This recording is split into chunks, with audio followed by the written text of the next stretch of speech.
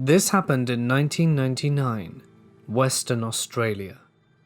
I stood as a 19-year-old who was an active volunteer firefighter. I was still working in the town I grew up in, being in rural Western Australia, and I had varied success as an athlete at a state level, but my passion was my involvement in the local volunteer fire and rescue service. I was only 16 when I joined the active ranks after spending the years prior as a junior in their running team, which was a pretty full-on sport. I enjoyed all things firefighting, rescue and emergency and response, and had to have a real calling for it. But as I mentioned above, I did have quite a large sporting influence in my life too. I travelled to a nearby town for a field hockey game, and while there, I caught up with an old mate, Wayne, that I was in the state hockey squad with, and we were really close during that time. A few years back, we both left the state hockey scene and gained employment.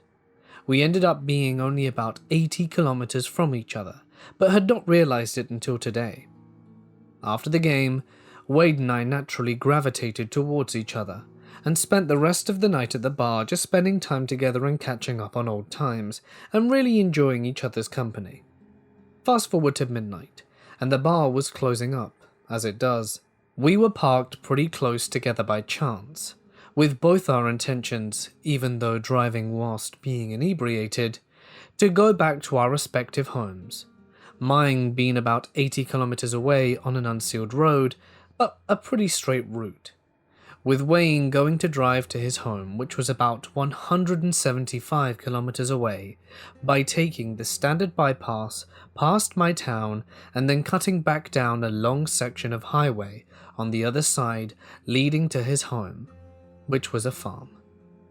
I wish I had a story now of how we had a realization that driving after so much drink was definitely not the best idea after drinking so many beers. But hey, I was about to do the exact same thing, so I didn't feel that I could say anything to this guy, and it was pretty common back then. But please, in no way do I condone or defend it. Don't ever do it. So we leaned on the boot of his red Commodore and talked and laughed as we finished the rest of our last beer. And I remember spending a lot of that time giving him slack about his personalized number plate he had on his car that said Crafty, which was an old nickname, because he was quite good at his hockey ball handling skills, which caught many good players by surprise, hence the nickname. With promises of catching up again soon, we both parted ways, and I returned home dodging the rural town cop gauntlet and getting home with no problems a little before 1:30 a.m. I showered and got into bed, and then my phone rang for only a second and then it stopped, which showed a missed call from Wayne. So naturally I thought he may have ended up in my town and wanted to party on. So I tried to call back, but it rang 3 or 4 times before I gave up and went to sleep. I woke up again to the sound of 5 or 6 text messages, one after another, like when you turn your phone back on right after a flight. It was about 2:30 a.m, and they were all from Wayne, but all of them were gibberish and pretty much consisted of random letters and other gibberish. So I tried to call again a few times and messaged him, letting him know that if he were around, he could come and crash at my place. If I needed, I could get the missus up out of bed to collect him, even though we would both be dead for doing so. Again, I got nothing back. It was at 2:19 a.m. that my fire brigade pager sounded, with notification that there was a motor vehicle accident on the bypass to the south of the town, location unknown, but that it was about 2/3 of the distance from the main bypass, and that there was a telecommunications van with a yellow flashing light on site, as he was the one who called it in. I was a little under the weather, so I declined to attend on the first call, but after they sounded the brigade's siren repeatedly and set off the pages again, it was obvious that not an adequate crew had turned out to the station to attend, so I got dressed and got the missus to take me there, which was only a few minutes away. When I arrived, I was the officer in charge, being third in command, with no one higher there, as there were only 4 firefighters, but 5 with me included. So I tasked the group and explained that while I had a few beers earlier, that I would not have turned up if I were unable to perform, and while I would not be driving any appliances, I was comfortable to be OIC, and if anyone had a problem with that, then speak up and I would gladly relinquish command and leave. As I said, we were only 4 guys, and to be honest, none of us had any real idea what was going on, with the longest serving being about 18 months in, and only just finished his induction to firefighting a few months ago. I digress and apologize. So with myself in the passenger seat and 2 others in the main pump, and the other 2 out in front, we made our way to the incident, which was expected to be about 40 minutes away. We intersected and began down the bypass after about 20 minutes, and by now the cold air had snorted me out. I expected to come across not much, perhaps a car rolled over, or not so much damage due to the non-emergency of the call, and the fact that operations had not updated us since turnout. I saw the yellow flashing light long before we made it to the incident, and upon arrival everything changed. It was obvious from the marks on the road leading up to the car that it lost control, and ploughed through a stock fence, and beyond that, there were huge gouges to the paddock with red paint up the side of a small walled dam that I could not see into, but had a guy in a reflective vest on the top of the bank waving a torch. I got out and tasked the 4 others, and then, as part of my 360-degree appraisal, I walked up the bank and met with an old mate in a vest. The guy in the vest was quite frantic and speaking a mile a minute, with huge hand gestures, with his torch flapping about that periodically illuminated a license plate that was partially submerged, but upside down because the car was on its roof, in the middle of the small dam, with only the back wheel's exhaust pipe and license plate visible. "That license plate," said Crafty. "As a first responder, I believe that you activate a certain mode in times of emergency, and your training and natural abilities come to the front, and as such you perform exceptionally well, and it is only later in the shower or at dinner or another time when the past decides to visit you and you're human." Well, I became human right there. I knew it had been at least 2 hours since that car had landed in the dam, because there was frost already over the marks that Wayne's car had made going into the dam. I did walk the perimeter of the dam, looking to see if Wayne had been ejected, but found nothing. I then returned my focus to the almost completely submerged car, and remember clearly saying, "Oh, mate," in the saddest I have ever heard my own voice.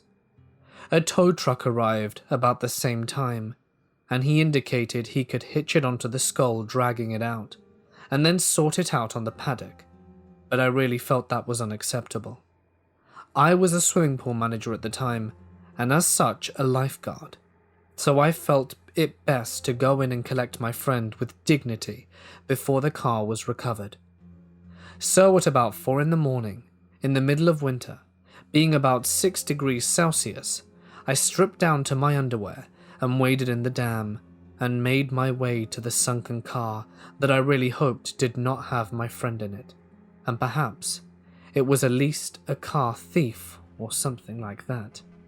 I had an intrinsically safe torch that I remembered being waterproof due to its design in my right hand, with the lanyard tied around my waist, and I steadied myself with my left hand on the car's chassis, and took 8 deep controlled breaths and dove under to where I assumed the driver door was. I had a really hard time locating anything, as just the fact that the car was upside down really throws your perception of where things are, like door handles and such, and the driver's window was still intact, which was not fantastic. I came up for air and then went again, and was able to find the door handle and get the door open, which was lucky considering I thought the mud would stop it. I put my back to the pillar and used my legs to open the door as much as I could, which was actually quite a long way. I then went back up for air and had to give myself a few minutes to get my breathing sorted as it was so cold. I ducked back down again, and I had to literally hold my torch to the temple of my head so I could only see perhaps 15 or 20 centimeters in front of me, and I entered the driver door. I cannot instill the absolute horror and panic that a man feels when 15 centimeters from his face, a white, dead face of a friend appears, with eyes slightly open and a mouth that was deformed from a broken jaw. I reacted by jumping out of my skin, and I hit my head really hard on the roof. It was just then I felt an absolute calmness, and I knew it was just a task, and that somehow I felt Wayne calling me a chicken for flinching. I felt and put my left arm over his dangling arms, and tried to locate his seatbelt, as he was still strapped in upside down, and I was having some major difficulties locating it in the dark. I went back up to the surface and had to catch my breath, and upon my return I continued searching for the buckle, and when I finally found it, I could not release the seatbelt. It didn't matter how much I pushed the button, or how much I pulled on it, it wouldn't release. I was running short on air, but did not want to go up to get air because I knew I might have difficulty locating the seatbelt buckle again, and I thought that it was so close that only 1 or 2 more seconds and it would come free. Well, my prayers were finally answered. I got the buckle to release, to which I tried to return to the surface to get air, and then returned for the body. However, when I tried to push back and out the car door to the surface, I felt my right wrist snag on something in the car. While I tried to just break the lanyard, it was too strong, and my frantic tugging only made the torch flap about, illuminating sections of a dashboard and Wayne's upper legs and bare stomach, which made me freak out even more. I was already short on air, and now I was doing that gulping action that everyone has done when they hold their breath a little too long, and was getting really scared. It was then that I just stopped, not because of anything profound or an incident. I just really stopped and did nothing. It felt as though I wasn't gasping or dying for air anymore, and I calmly thought to direct the torch to whatever was snagging to calmly free it and let myself go. When I grabbed the torch, I pointed it at my wrist with my left hand and saw that my lanyard had become stuck around the unclasped buckle of the seatbelt that I had undone. I knew exactly where the issue was, and I tried to unloosen it from the buckle, and I really couldn't do it. It was like a warmth coming over me for a few seconds, the fear returning to me, that I was still trapped. It was then that time stood still, and with the untamed torch flapping about, because I was still concentrating on the snag, that I just stopped as the torch illuminated Wayne's face, and he was just looking right into my soul, with normal open eyes and a slight smile on his face. It's as if Wayne said, "It's okay, you're a useless mug, because you don't have to worry about it, and I've got your back. Let me sort it out and get you out of trouble as usual." It was then that Wayne's hand moved purposefully and unhooked the caught lanyard, and just for lack of a better word, left. After surfacing and coughing while regaining my lungs, I looked to the damn bank, and the other firefighters were screaming and pointing. One of them was right there in the water with me in such a frantic state. After I collected Wayne and took him to the dam bank, I put him in an ambulance, and I started to resolve the scene and talk to the guys, and I was made aware of their side of the story. While I had gone under and surfaced a few times, I apparently went under, and as time went by, the guys got increasingly worried when I did not resurface. I explained about my lanyard getting stuck, and that I had to get it free. but I left out my experience with Wayne. However, the guys would not let it go. Apparently, I was underwater for over 15 minutes, and after only around 1 minute, one of the guys stripped off and dove in with me.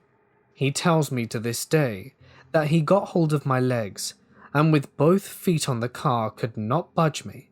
He even explained that he dove down many times to feel and see where I was trapped to free me, but could never find anything holding me there, and he swears he ran his fingers down both my arms, seeing as they were the two things he thought that could be caught. I woke up every morning at 2:19 a.m. for months after that, until Wayne visited me again and told me that it was not my fault and to forgive myself. I've never woken up at 2:19 a.m. again. Every day, I miss my friend. I love you, Wayne. I used to be a first responder in my town and responded to one of the worst one-car accidents my town has ever seen. My town is very peaceful, but that does not stop unpeaceful people from coming through and sometimes causing an accident. Early one morning, we got a call for a single car accident on a road that people drive too fast on, far too often. It's sort of a main road. It's a main route, but rarely had lots of traffic, and it's a pretty heavily wooded area.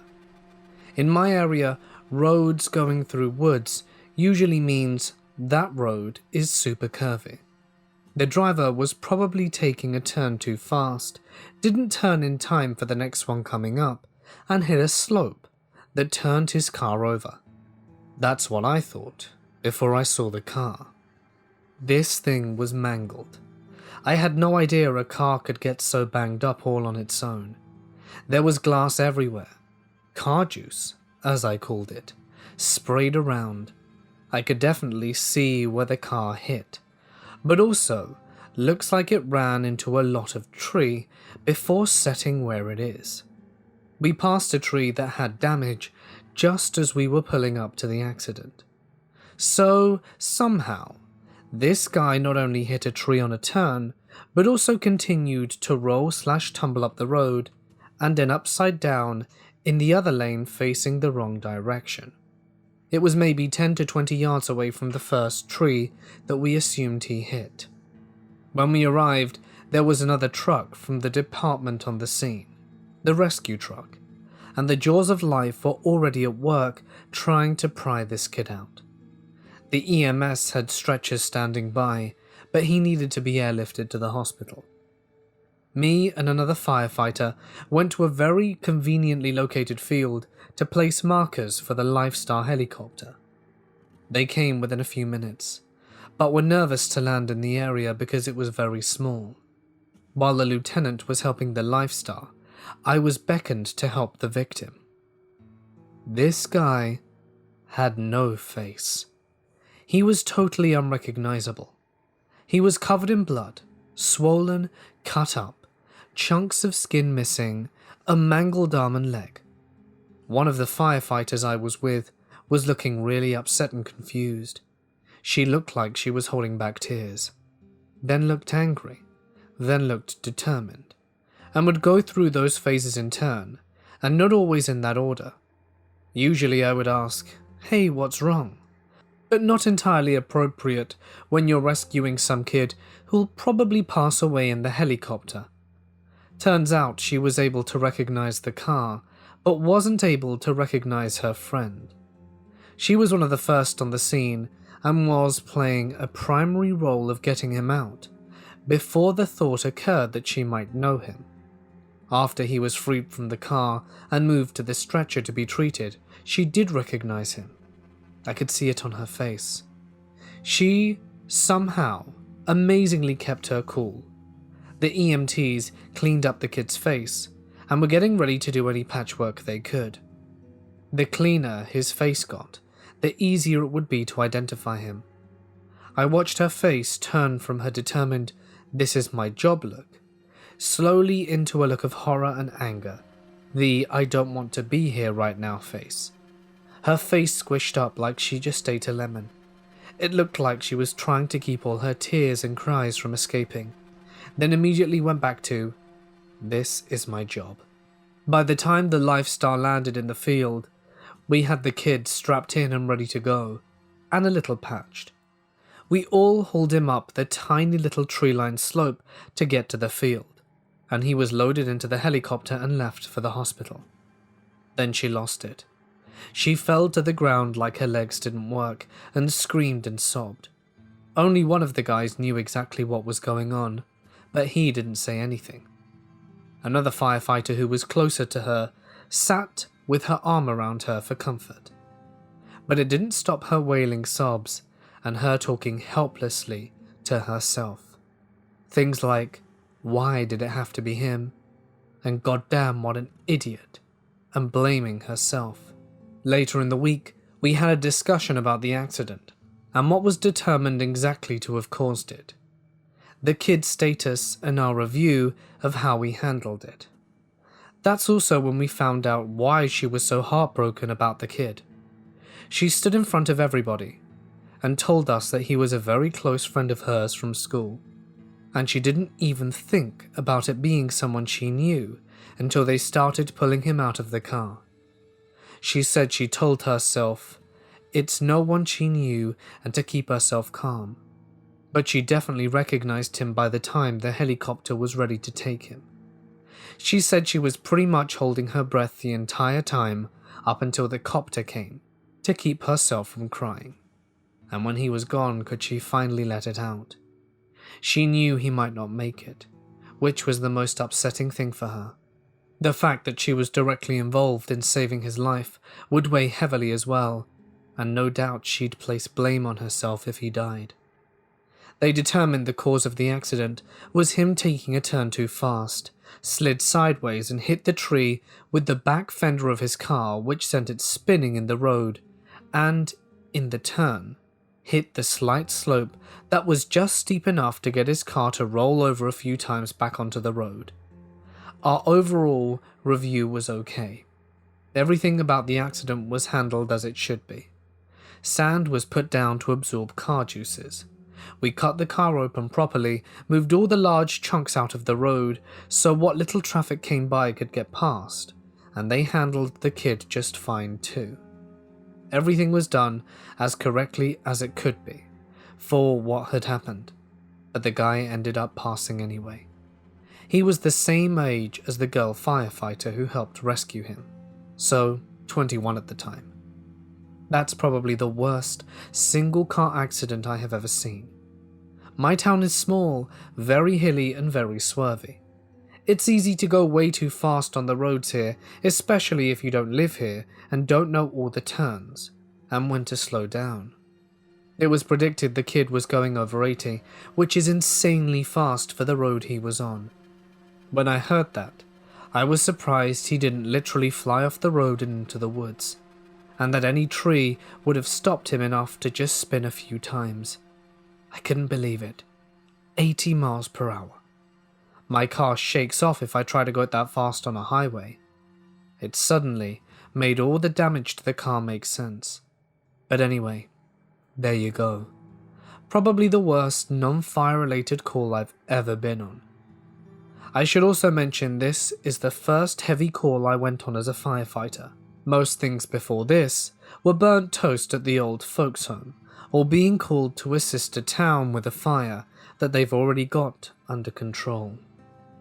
If it isn't obvious from this story, please drive safely. Remember, it's far better to be 1 minute late somewhere than your family to have to sit through a minute of silence. I worked on a mine in Australia, on the west coast, back in 2009. The Mine Emergency Response Term, ERT, was called to an incident being some fishermen washed off a popular fishing rock nearby called Garth's Rock. Luckily we had a ship in port, and as such had 3 tugboats in the vicinity, and they were able to respond to the people in the water before our arrival at the port, which is about a 20-minute drive from the main site. We arrived and needed to reverse the ambulance about 150 meters down the jetty, as it was only one lane, and to leave without having to back up was a bit of a priority. Myself, as the officer in charge, and 3 other medics grabbed our first response gear and some extra thermal blankets, then made our way down to a lower boat landing and were given flotation devices before we were allowed to board the tug, and after doing so, we were ushered to the port side gallery door, where inside, 3 casualties were resting after being pulled from the ocean after about 2 hours of floating around. Due to the tight confines of the galley, the 2 tug workers that were inside doing their best to look after them had to leave to accommodate my team, and they both left out the starboard gallery door and remained outside, as did 3 to 4 other tug workers on the port side, with a few others on other parts of the boat. When we entered, it took a while to adjust to the light. There were 2 tables on my right up against the wall that has a bench seat on either side that you have to slide into with a table in the middle, which is all bolted in place. In front of these 2 booths was a small gap that you could use to walk the length of the room, and either enter one of the seats or leave by the port or starboard doors. I assessed that there were 3 people in the room. 2 of them were on the ground, one immediately in front of me laying on his side, and the other on his back halfway down the gap, where you walk, and both were middle-aged men, with many obvious cuts and scrapes from attempting to climb rocks back up the reef and get to land unsuccessfully. The 3rd casualty, however, was an older man who was sitting at the far gallery table with his hands clasped in front of him, elbows on the table and a 1,000-yard stare, even though looking at him he had as many clear injuries such as cuts and so forth, with most obviously needing further care, such as stitches, and a lot of blood had oozed out and congealed over the table, with his hands just clasped together with his elbows on the table. I directed the other medics, as appropriate, during my triage, being one to each of the prone casualties, and myself and another medic attended to old mate just sitting there. We were made aware by one of the other medics dealing with one of the other guys on the floor that this was his dad, and he was earlier very, very upset that he had entered the water after his mate was washed in, and apparently he kept on going on and repeated the same thing over and over, about having to bloody save his son, and only went quiet a few minutes before our arrival. After several attempts, the old mate showed no understanding or interest in communication with myself or my partner, so between us we just decided that shock and/or hypothermia were probably a factor, and attempted to first put a thermal blanket on him, while at the same time I would try to take some primary vitals and see if there was any obvious life-threatening bleeding above or under the table. Then it went pear-shaped. This guy looked my other medic in the eyes and said, "You can't resolve this. You are just occupying my presence. You need to let me keep going." I looked at my partner the same way we have many times before we have come across a hysterical or incoherent casualty. But this bloke was so calm and unwavering, with interlaced fingers and a deadpan voice, that we just stared at each other, waiting for the other to take charge, which is quite common in these circumstances. After a few seconds, I found composure and informed him that he had encountered a spot of mischief, and we needed to assess and fix his wounds, and that soon we would be at the hospital, and all would be progressing from there, and that he could relax. Well, the old mate, quick as a wicket, stood upright, and the table broke free of its base and hit me pretty hard on the right leg. Now, I don't mean the table was rotten or crappy, it was just poorly fastened to the floor. I mean, the tabletop made an audible splinter from where I saw him standing up, with the force concentrated on his two front thighs, and actually broke it loose, pushing it into me and against the back of the seat. My medic mate, being so crammed in a tight area of the gallery, later told me that he put out his left hand to the casualty and his right hand to the tabletop to grab it and stabilize it. The old mate was very quick and pushed past my mate medic and went out the starboard galley door like the wind. I pushed the table forward on the bench top, and both myself and mate medic followed, probably only a second or two behind. But a search of the deck and a run up the stairs proved nothing in finding him, and no one outside the gallery saw anything except myself and my partner. There are stairs that led to the wheelhouse, and up there were 6 or 7 higher-ups from the mining company, and none of them saw anyone but us climbing the stairs in a frantic fit, looking for him. Upon returning to the gallery, the guy who handed us inflation devices before boarding was still manning the dock, and he said no one had passed him. The captain of the tug was behind the controls the whole time, because he was required to keep the nose of the tug against the dock, and 3 other deckhands were all outside the doors, port and starboard, all of which provided a 360-degree view of the lower deck, and all said they did not see anyone leave after we medics entered the gallery. We returned to the gallery, and despite being weirded out, the other 2 casualties were treated and transferred off-site to the hospital. In the debrief, it was only myself, my partner, and one of the other 2 medics that verified that the older guy was in the room, as the other medic involved had no recollection, but thinks she just was too involved in her own case, and the tugboat crew reported stating 2 people pulled from the water, and that there was no 3rd casualty. I tried to talk to the casualties in the hospital afterwards to try and get some answers, and find out if they saw him, or if indeed the old mate was one of their fathers, but after 2 consecutive days, my shifts ended, and I had the day before beginning night shift to go to the hospital, and they'd both been discharged. My brother-in-law works at the hospital, and he says that nothing was untowards about them, except that one of the guy was all, "I'm so happy to be alive," while the other guy didn't do much else than sit silently, looking out the window and not eating anything. To this day I still have no idea what the hell happened, but, as is usual, only myself and mate medic speak about it occasionally when we're drunk, and that's all we can do. I'm sharing this because I have to get it off my chest, and I just drunk enough to not care about what my former bosses would say about me disclosing incident reports or anything remotely similar. I suppose an introduction is in order. My name is Randy Hamilton. I've been an EMT for almost a decade. Well, I guess it would be more accurate to say I was an EMT. Me and my former employers had what you would call a conflict of interest, and I turned in my resignation about 3 days ago. Really, it was just a formality.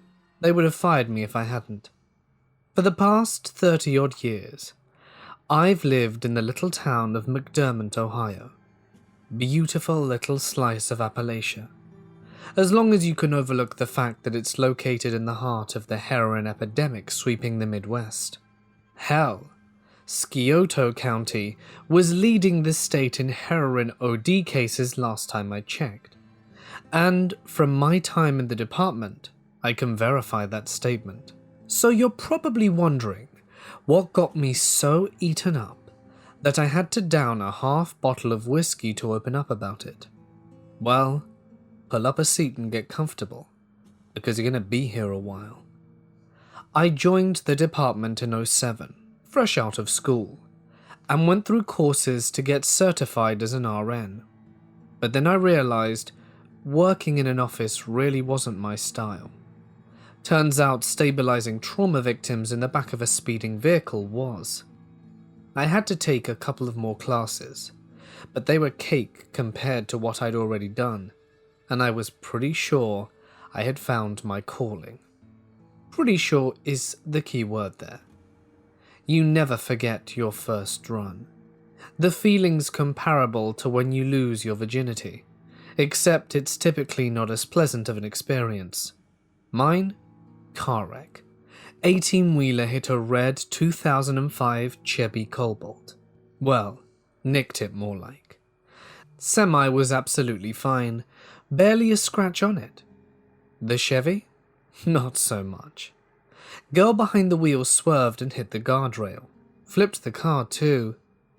We got there about 3 minutes after the call went out, and we, being me and my partner for that shift, Michael.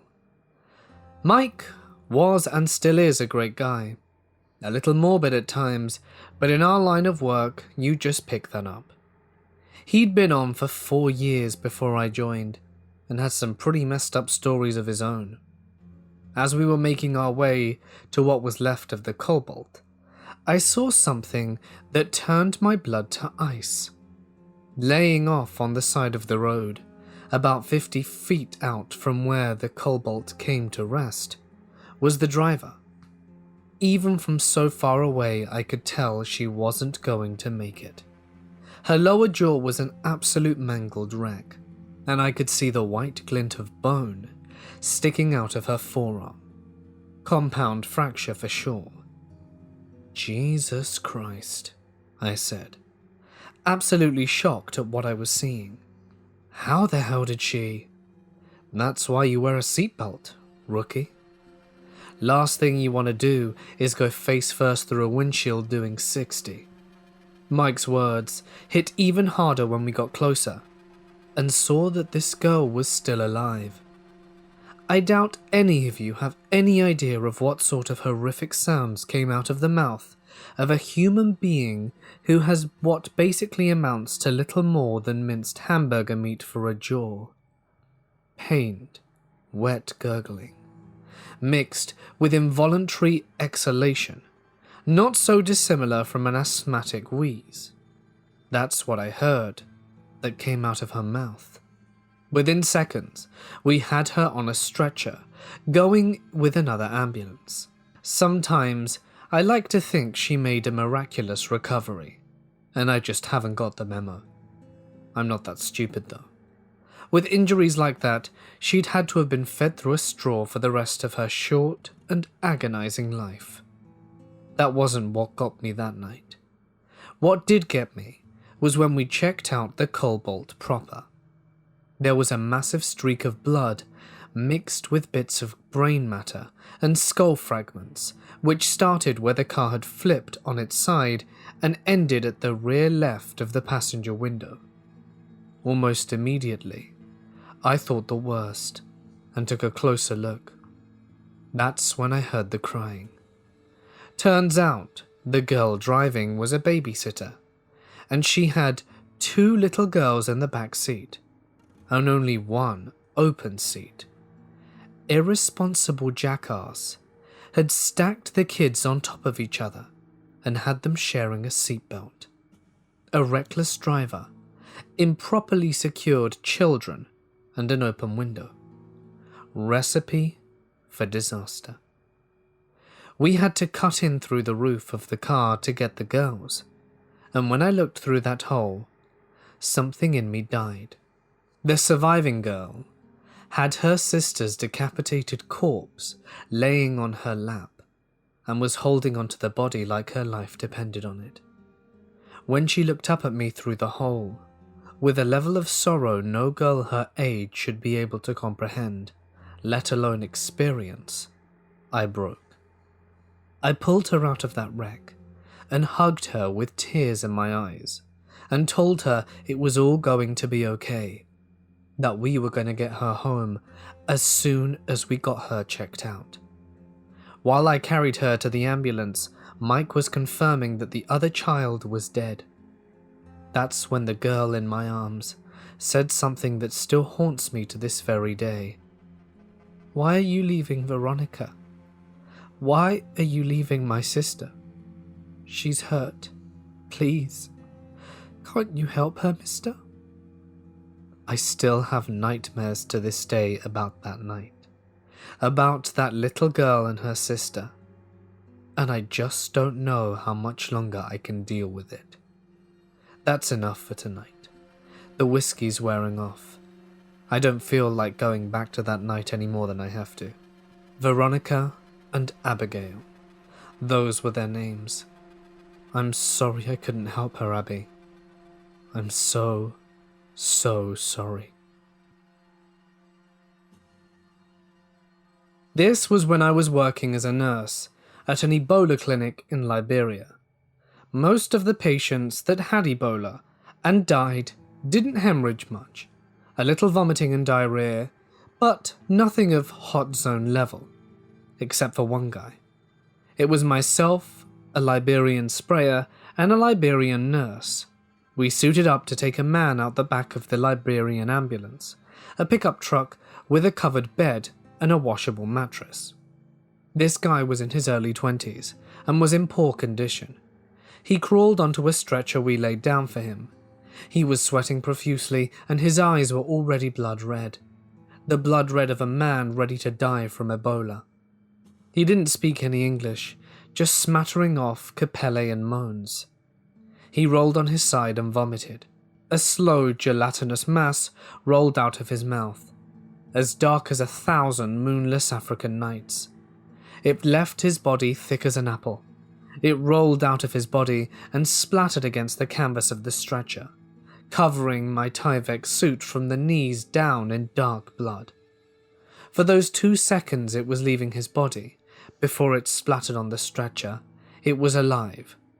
It was Ebola incarnate. We washed the man off with 0.05% bleach solution and took him inside.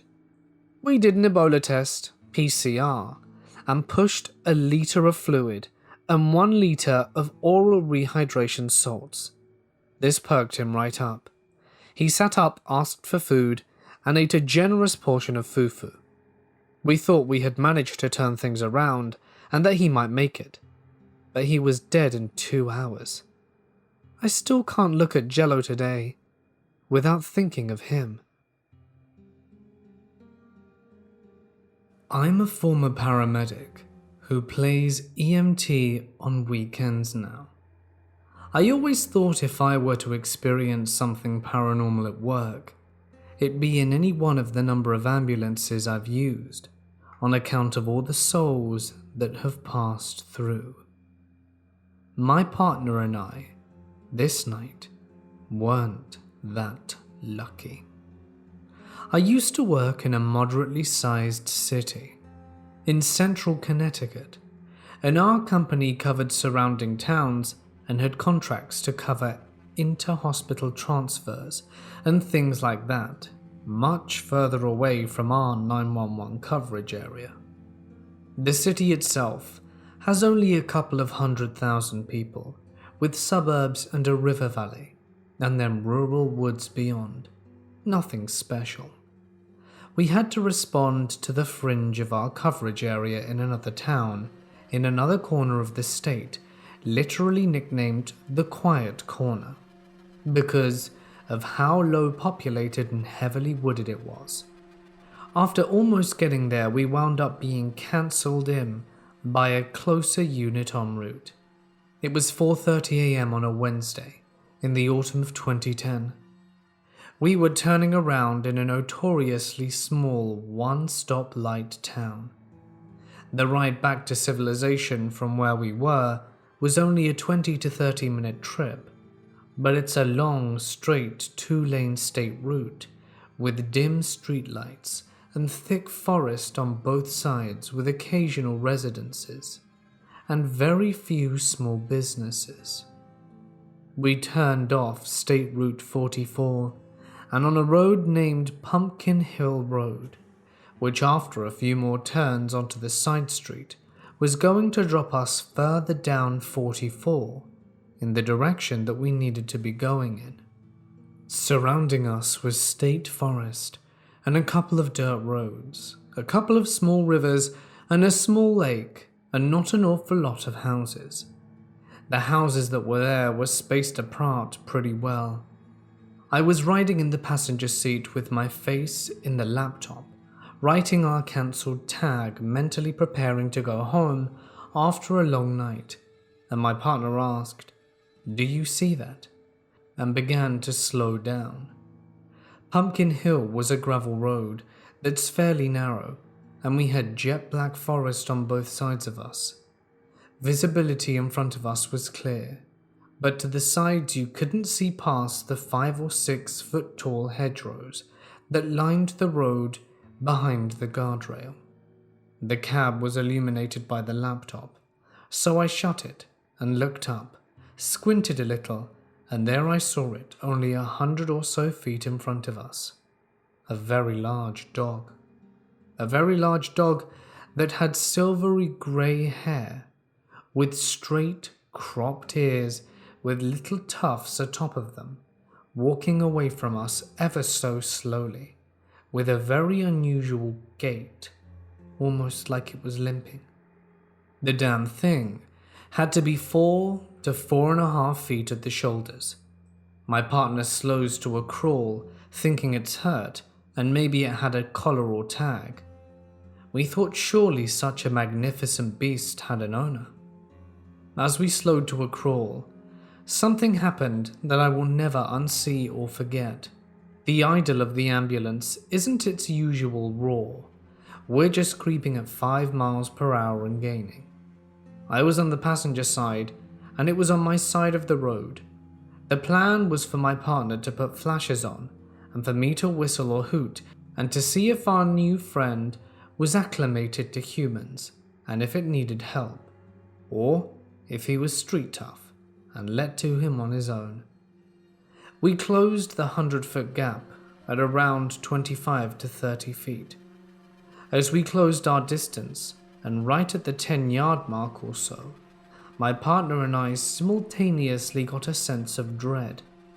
I was suddenly very aware of how much crap I was in, and my blood turned cold.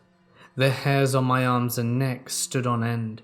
My vision narrowed, and my heart started pumping well over 120 beats per minute. This is when the dog stood up. He just stood up, not like a domestic dog or a bear or a domestic cat would. Their movements are kind of awkward when they stand, and they're usually pretty quick to go back down on all fours after a few steps.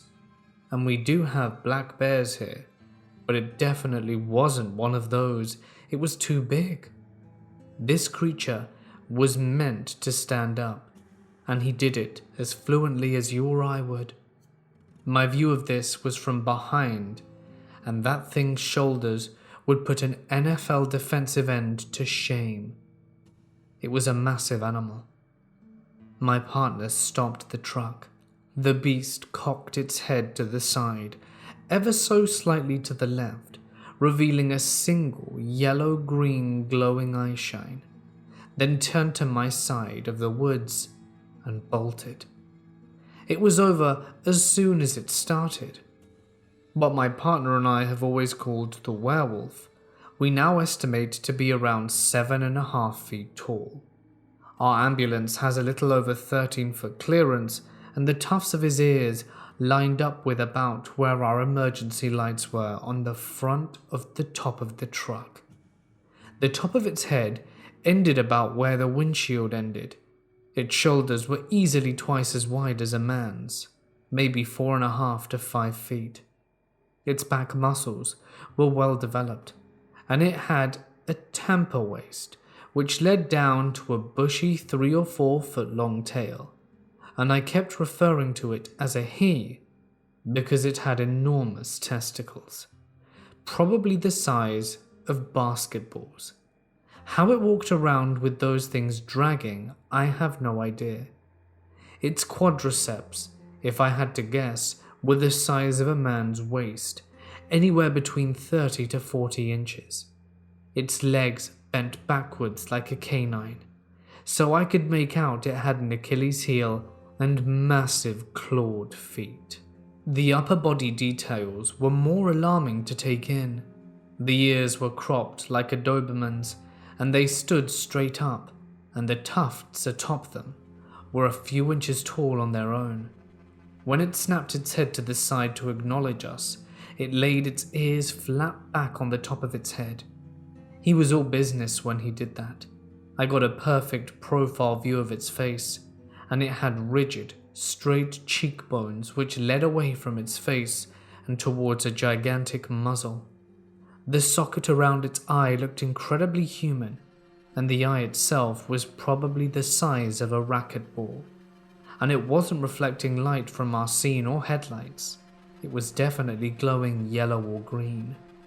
The muzzle could have been a foot long, and it had a big old shiny wet dog nose at the end of it. Its mouth was partially open when it turned its head, and then it looked like it swallowed.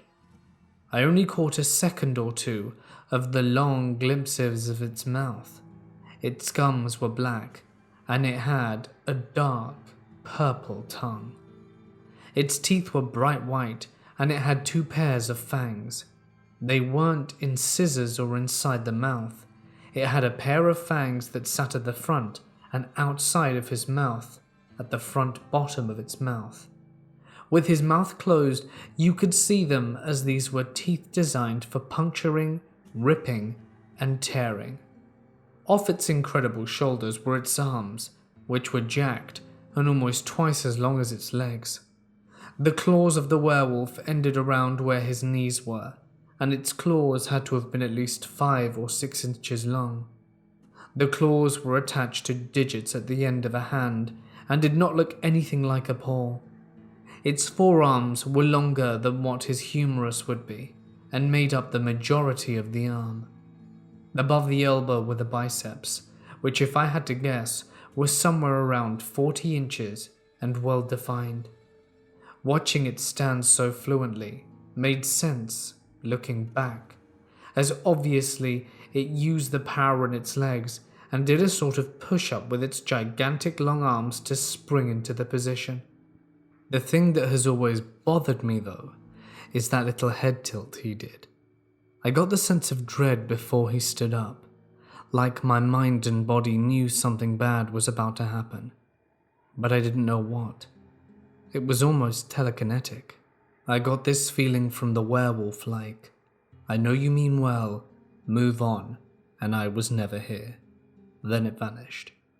The expression on its face wasn't angry or a scowl.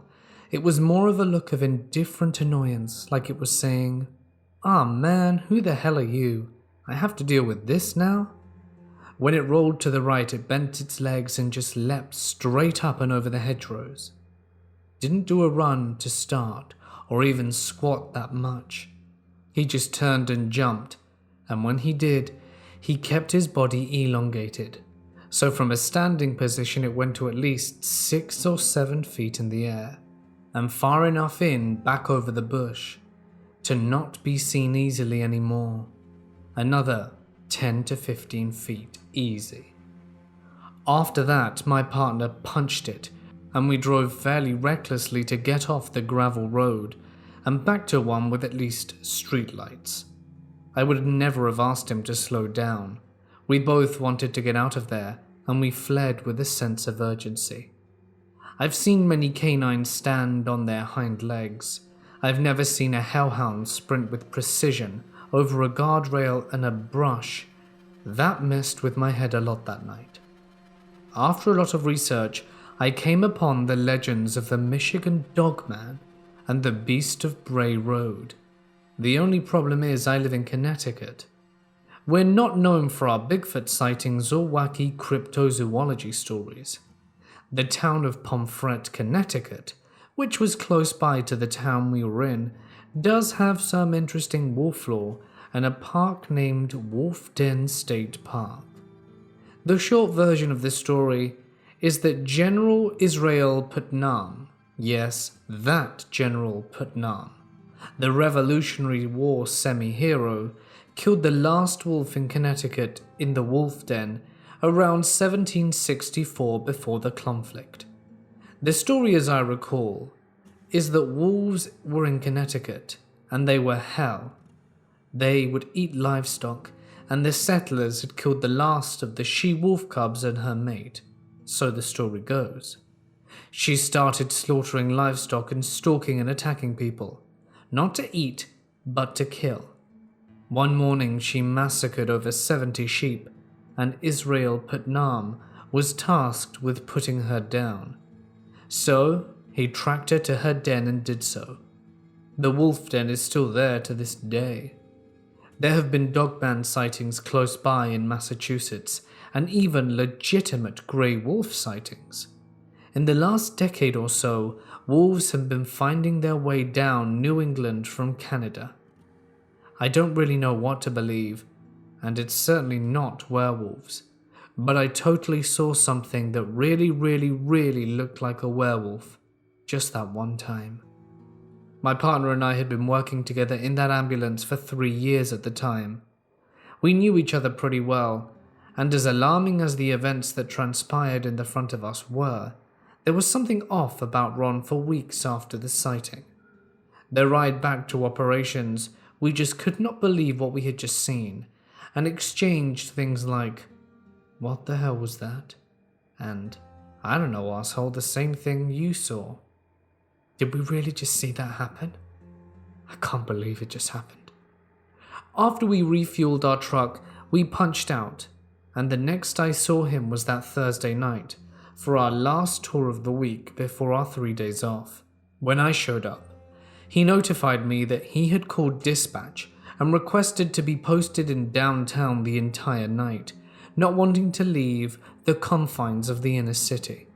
Not an unusual or odd request, as some people prefer the busier assignments, and we definitely did, but it became a habit with Ron as weeks and months went by, and we were never sent out to suburbia for a call after dark for the rest of our 5 total years together.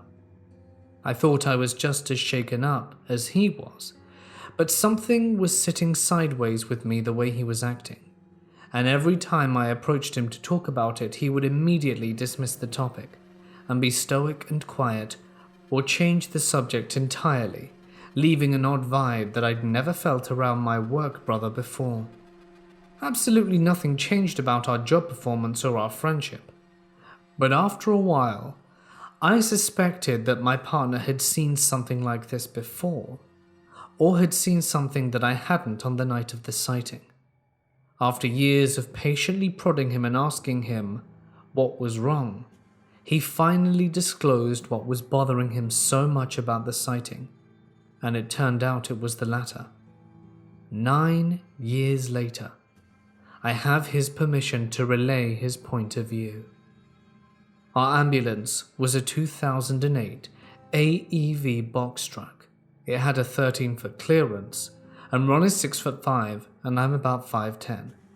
But when seated in the cab, sitting up and facing towards the top, our heads were probably somewhere around 7 to half 8 feet off the deck. As a passenger, you can't see an awful lot of the mirrors, but as the driver, you can see down the side of the truck and pretty well behind you.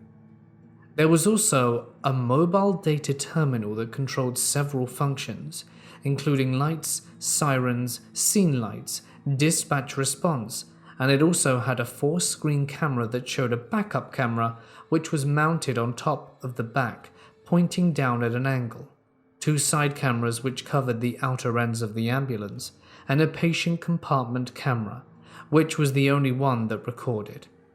When you were in the driver's seat, you had pretty much all 360 degrees covered.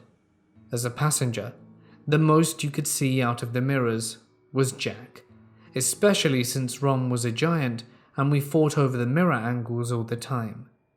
As relayed to me by him, Ron said that when he completely stopped, he was looking at the werewolf in front of us, but had a pit in his stomach convincing him that he wasn't actually looking at us when it turned its head. My eyes were fixated in front of us on Wolfman number 1. Ron, trusting his instincts, and which I did not notice him doing because I was busy trying not to piss myself, already had the MDT angled right at him and started cycling through the cameras and turned the side and rear scene lights on. The scene lights aren't emergency lights. Scene lights are these bright white-blue hued LED lights that are bright so you could probably land a space shuttle from orbit on them. When he did that, he noticed that our friend in front of us was in fact not alone. Ron caught a glimpse of two of them behind us, and one coming up on the side of the ambulance. The two behind us he described as Coyote Tan, on all fours, standing right in what our blind spot would have been. The way the camera in the back is angled, he said all he could see were the tops of their heads, the tops of their torsos, their arms and shoulders, and their massive paw hands. He described them exactly the way that I described the first one, except with the color variation. When he turned the scene lights on, they bolted to the right side of the road out of the view of the camera. This is where it gets a little creepier. After watching their shadows and movements going towards the right of the tree line and brush, Ron cycled the MDT monitor to the starboard side camera, hoping to catch them and see if they were going to advance towards us or run into the brush. Mind you, this is all happening quickly and within a matter of seconds. When he cycled the camera, what he saw was another dogman, this one on its hind legs and blacker than the blackest black. So massive it was filling the entire monitor, and with its left hand was trying to open the door into the patient compartment area. Ron had hit the scene lights and cycled the camera and lost sight of the other two Coyote Tan dogmen.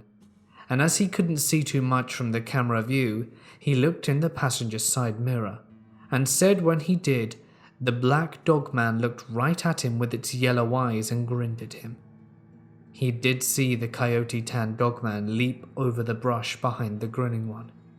He told me, "Danny, if you rolled your windows down and reached your arm out, you guys could have shaken hands." When he told me this, almost a decade after the incident, my blood ran cold again.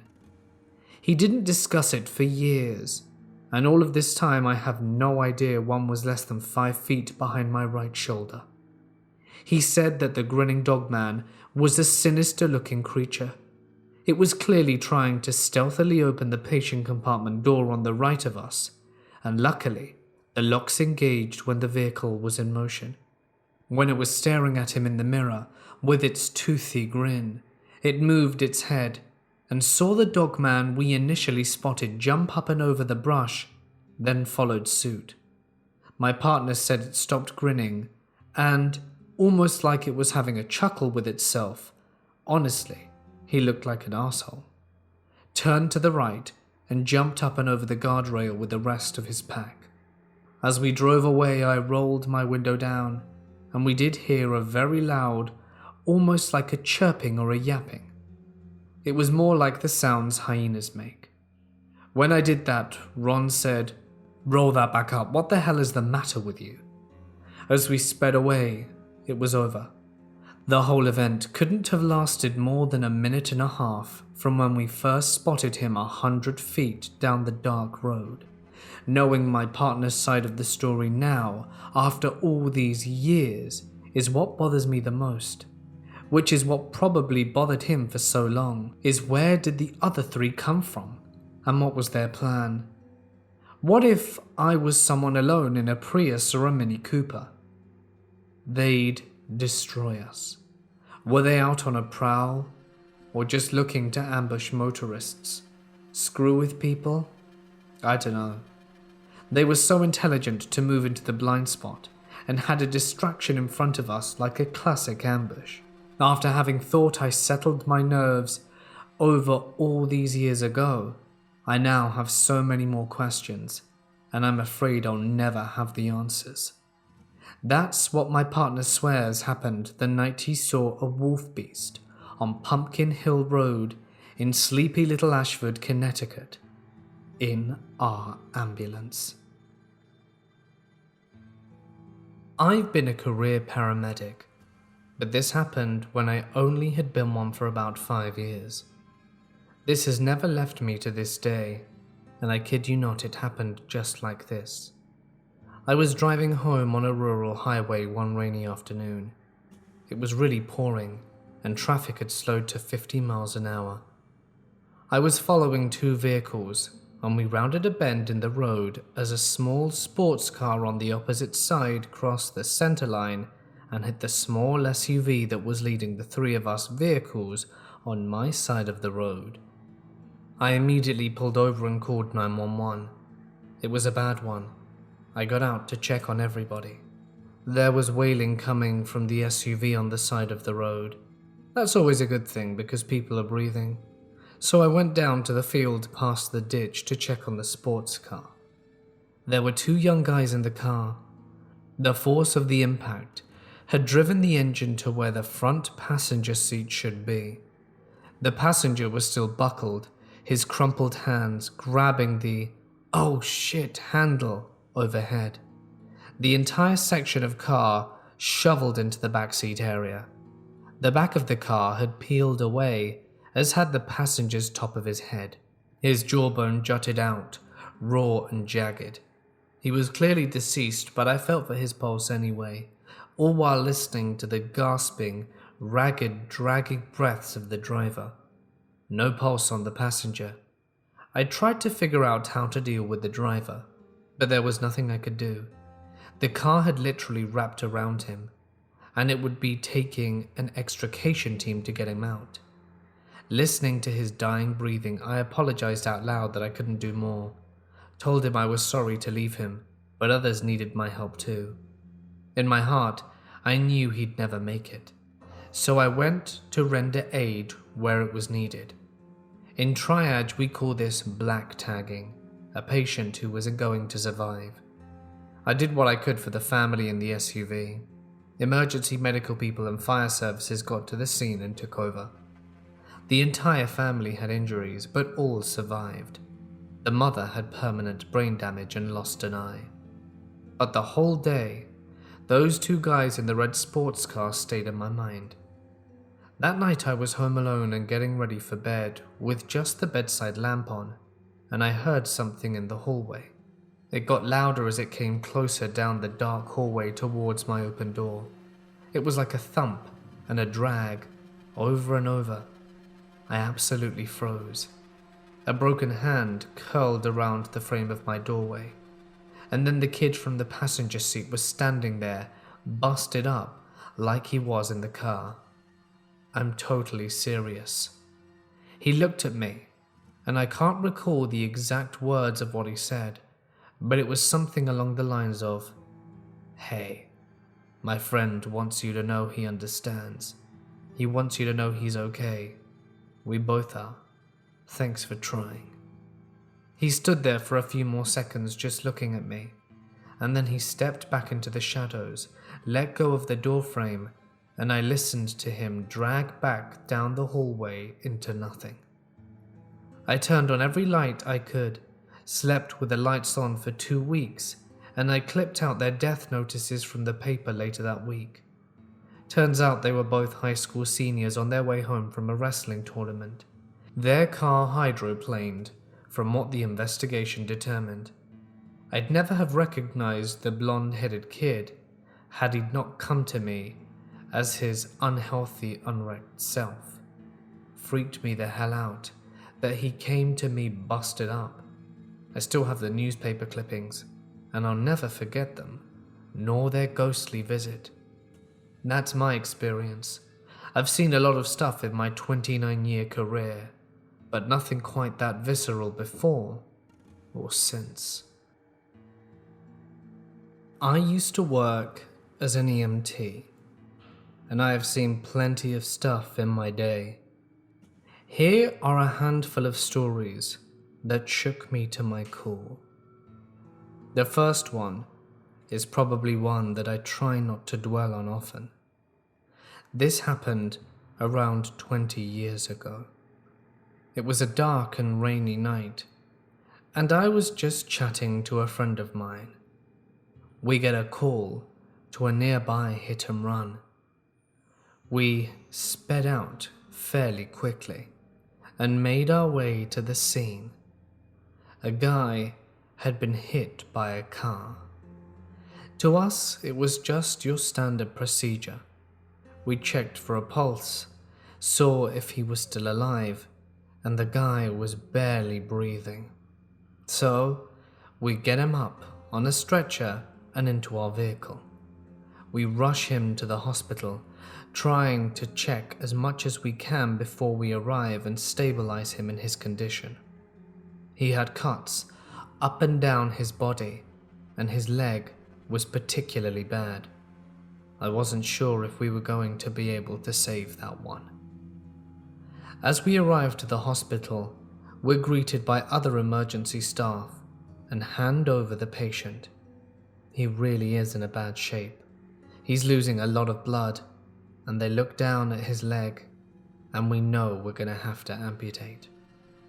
That's where I left it. A few years later is where the story gets particularly gnarly. We get a similar call for a hit and run. We go out to investigate, and it's the same guy. His leg, as it turns out, did have to end up being amputated. He lost that the last time, and this time we look down, and again, his leg is completely mangled. Oh boy, I think. This guy isn't gonna have any legs left. We put him into the ambulance and cart him away. Same hospital, same doctor. He looks down, looks up at us and goes, "Deja vu?" It was a very weird and odd sensation. I actually followed this one up and was told that the guy lost his other leg. Very weird experience to happen. And after asking about, some of the nurses had managed to ascertain a little bit of information about him. Turns out he was a local drunk. He always used to go to a nearby bar and used to come home by crossing the highway, so it was entirely his own doing. After his first leg got amputated, fortunately just below the knee, he had enough left to get an artificial leg made and managed to trudge himself over the highway. However, this time he was not as successful on his nighttime endeavor and lost his other leg, all for taking a shortcut. If this story taught me anything, is that shortcuts that put your life in danger are never worthwhile. Of course, I've had your fair share of terrible calls too. It was your standard plea for an ambulance, and they weren't sure what exactly was going on. They were hearing noises in the other house, and they sent us and the cops over in case it was something serious. Turns out it was. A little girl had barricaded herself in her room. The stepfather had been beating her. The mother had just let it happen. This wasn't going to end well. The stepfather had been drinking and was battering on the door with a hammer. And if the police hadn't arrived when they did, I shudder to think what would have happened to this child. She couldn't have been any more than 8, cowering in a corner in her filthy, dark and dank room. Human feces was on the corner and some of the walls. It had been very clear to us that this girl had been long time neglected and forgotten and abused. It was very sad to see her like this. We went in, extracted the child, checked her, and apart from bruises and cuts, she seemed relatively fine. She was, however, extremely malnourished. Her face was gaunt. Her skin was a ghostly grey pale colour. And her eyes, they looked like the eyes of a 50-year-old. The stuff that she had seen, that she had had to endure, it wasn't right. Both the mother and the boyfriend got long time in prison for neglect and abuse. I don't know about the girl, as you can't keep track of her while in the system. All that I know is that I hope she is okay and she's in a better place. Her name hasn't come up since, and I haven't seen her, so I hope she's doing okay. The last story is a call from when I had just started this job. We were dispatched to an old woman's house.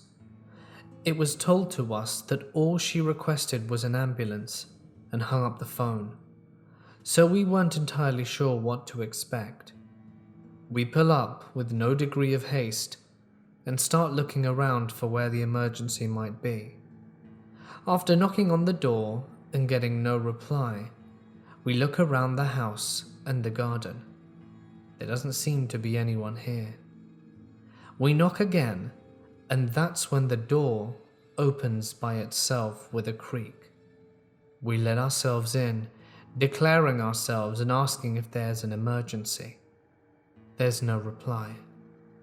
We're not supposed to go into a house like this without the police, so we step back because we shouldn't go investigate and call the cops in case it's dangerous. Within a few minutes they make their way here and lead the investigation in the house, letting the occupants know that they're coming in to search for the emergency and to please lower any weapons they have. They go in and find no one. So we go into the house and start searching. There really is no one here. They let us know that the call had indeed been received from that exact residence. Whether it be a prank or a ghost, we will never know. When I was a neophyte EMT, we were called to the scene of a diabetic in a coma. Wife said he fell and hit his head. He was laid out on the floor of their bedroom. While the medics started assessing him and finding no pulse, I was setting up the defibrillator. I was told to stabilize his head and neck in case he had damaged it in his fall. As soon as I had my hands in the correct position, I could tell it was no use. My fingers were in his brain. I told the medic he could stop, as he was getting ready to shock. He said no, we could shock him, and I said, "No, Fred, he's dead. My fingers are in his head." It turned out that he had actually shot himself swallowing his pistol.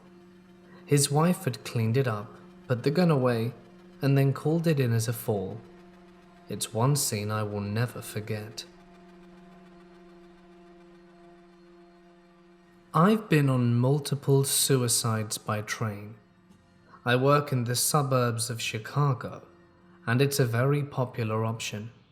Mostly it's just walking the tracks, making sure you find as many body parts as possible before the public gets their phones out.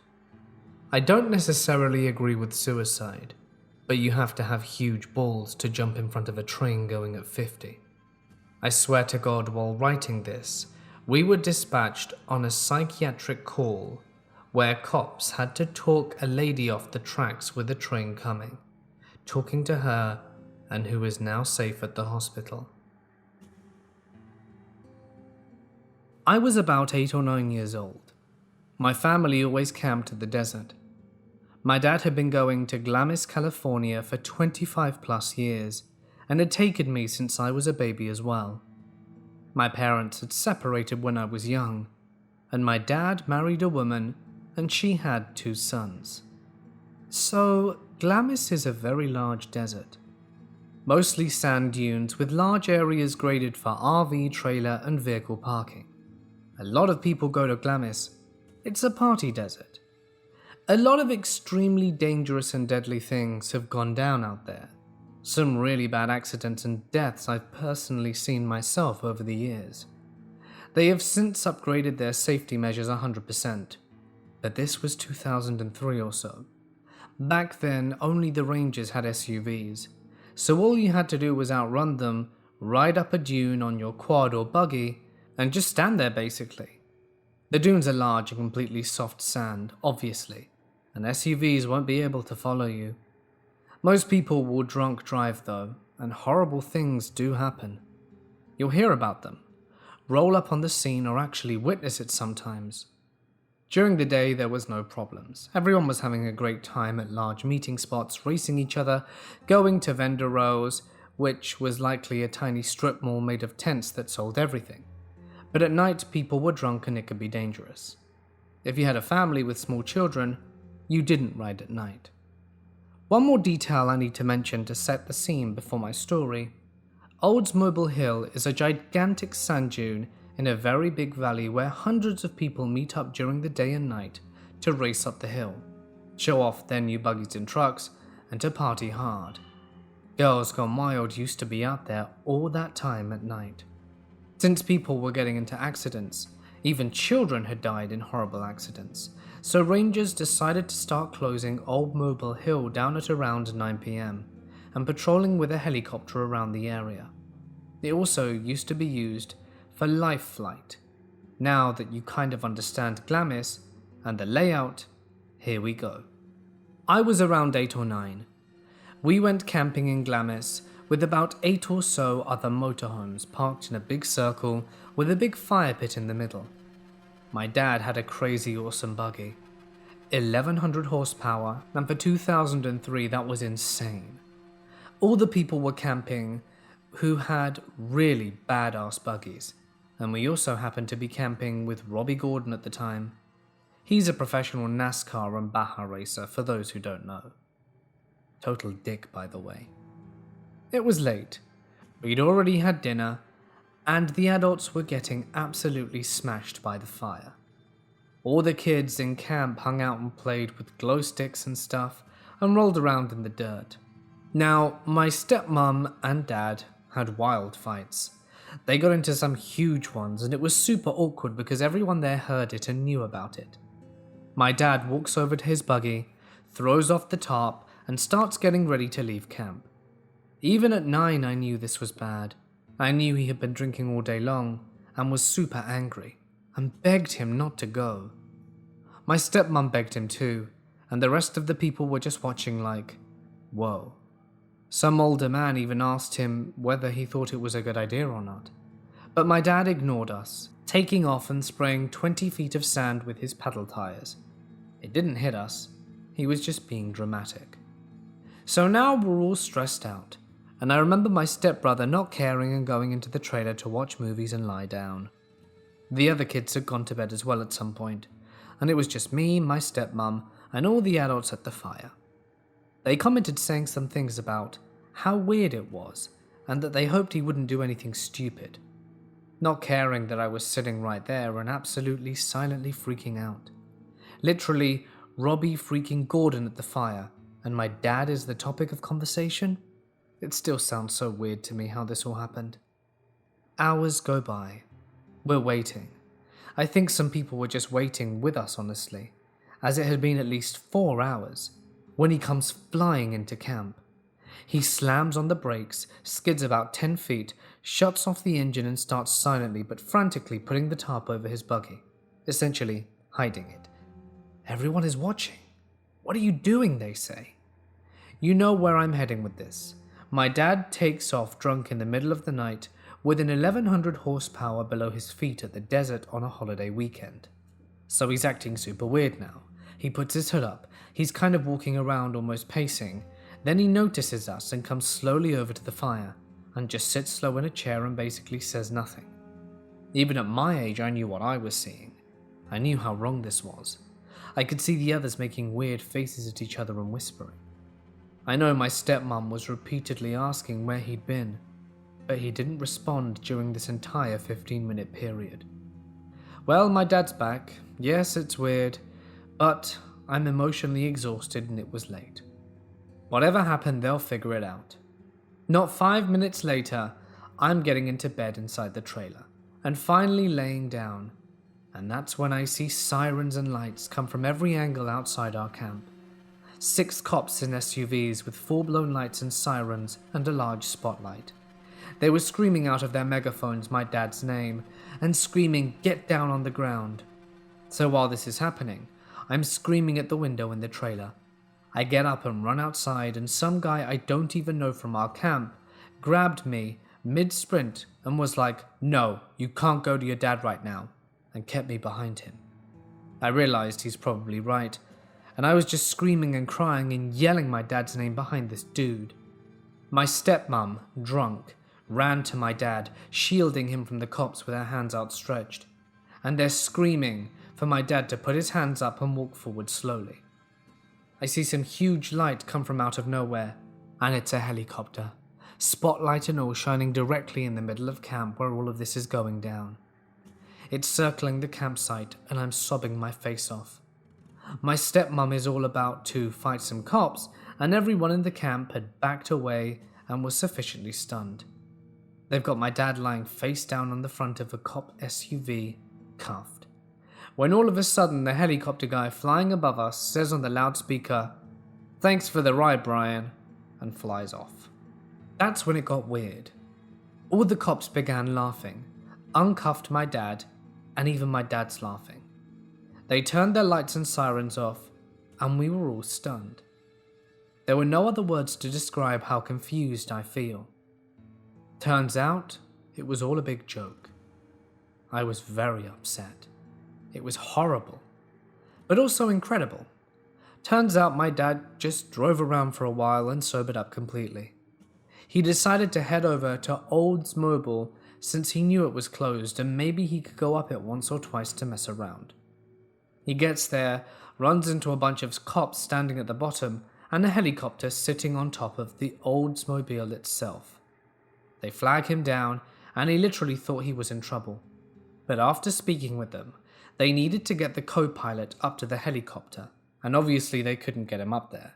So they asked my dad, and my dad, being the arrogant guy he was, decided to prop a wheelie while going uphill. Well, the cops loved it. Soon he was taking them all up rides on the hill, telling him to scare the crap out of this one guy. They lost track of time, and the officers were only out there for this one task, and were not part of patrolling the desert. So it's not like they were doing the very important job of helping people, and the helicopter was on standby until they received a call. So they had time to kill, and after a lot of fun, they thanked my dad and jokingly asked if there was a way to repay him.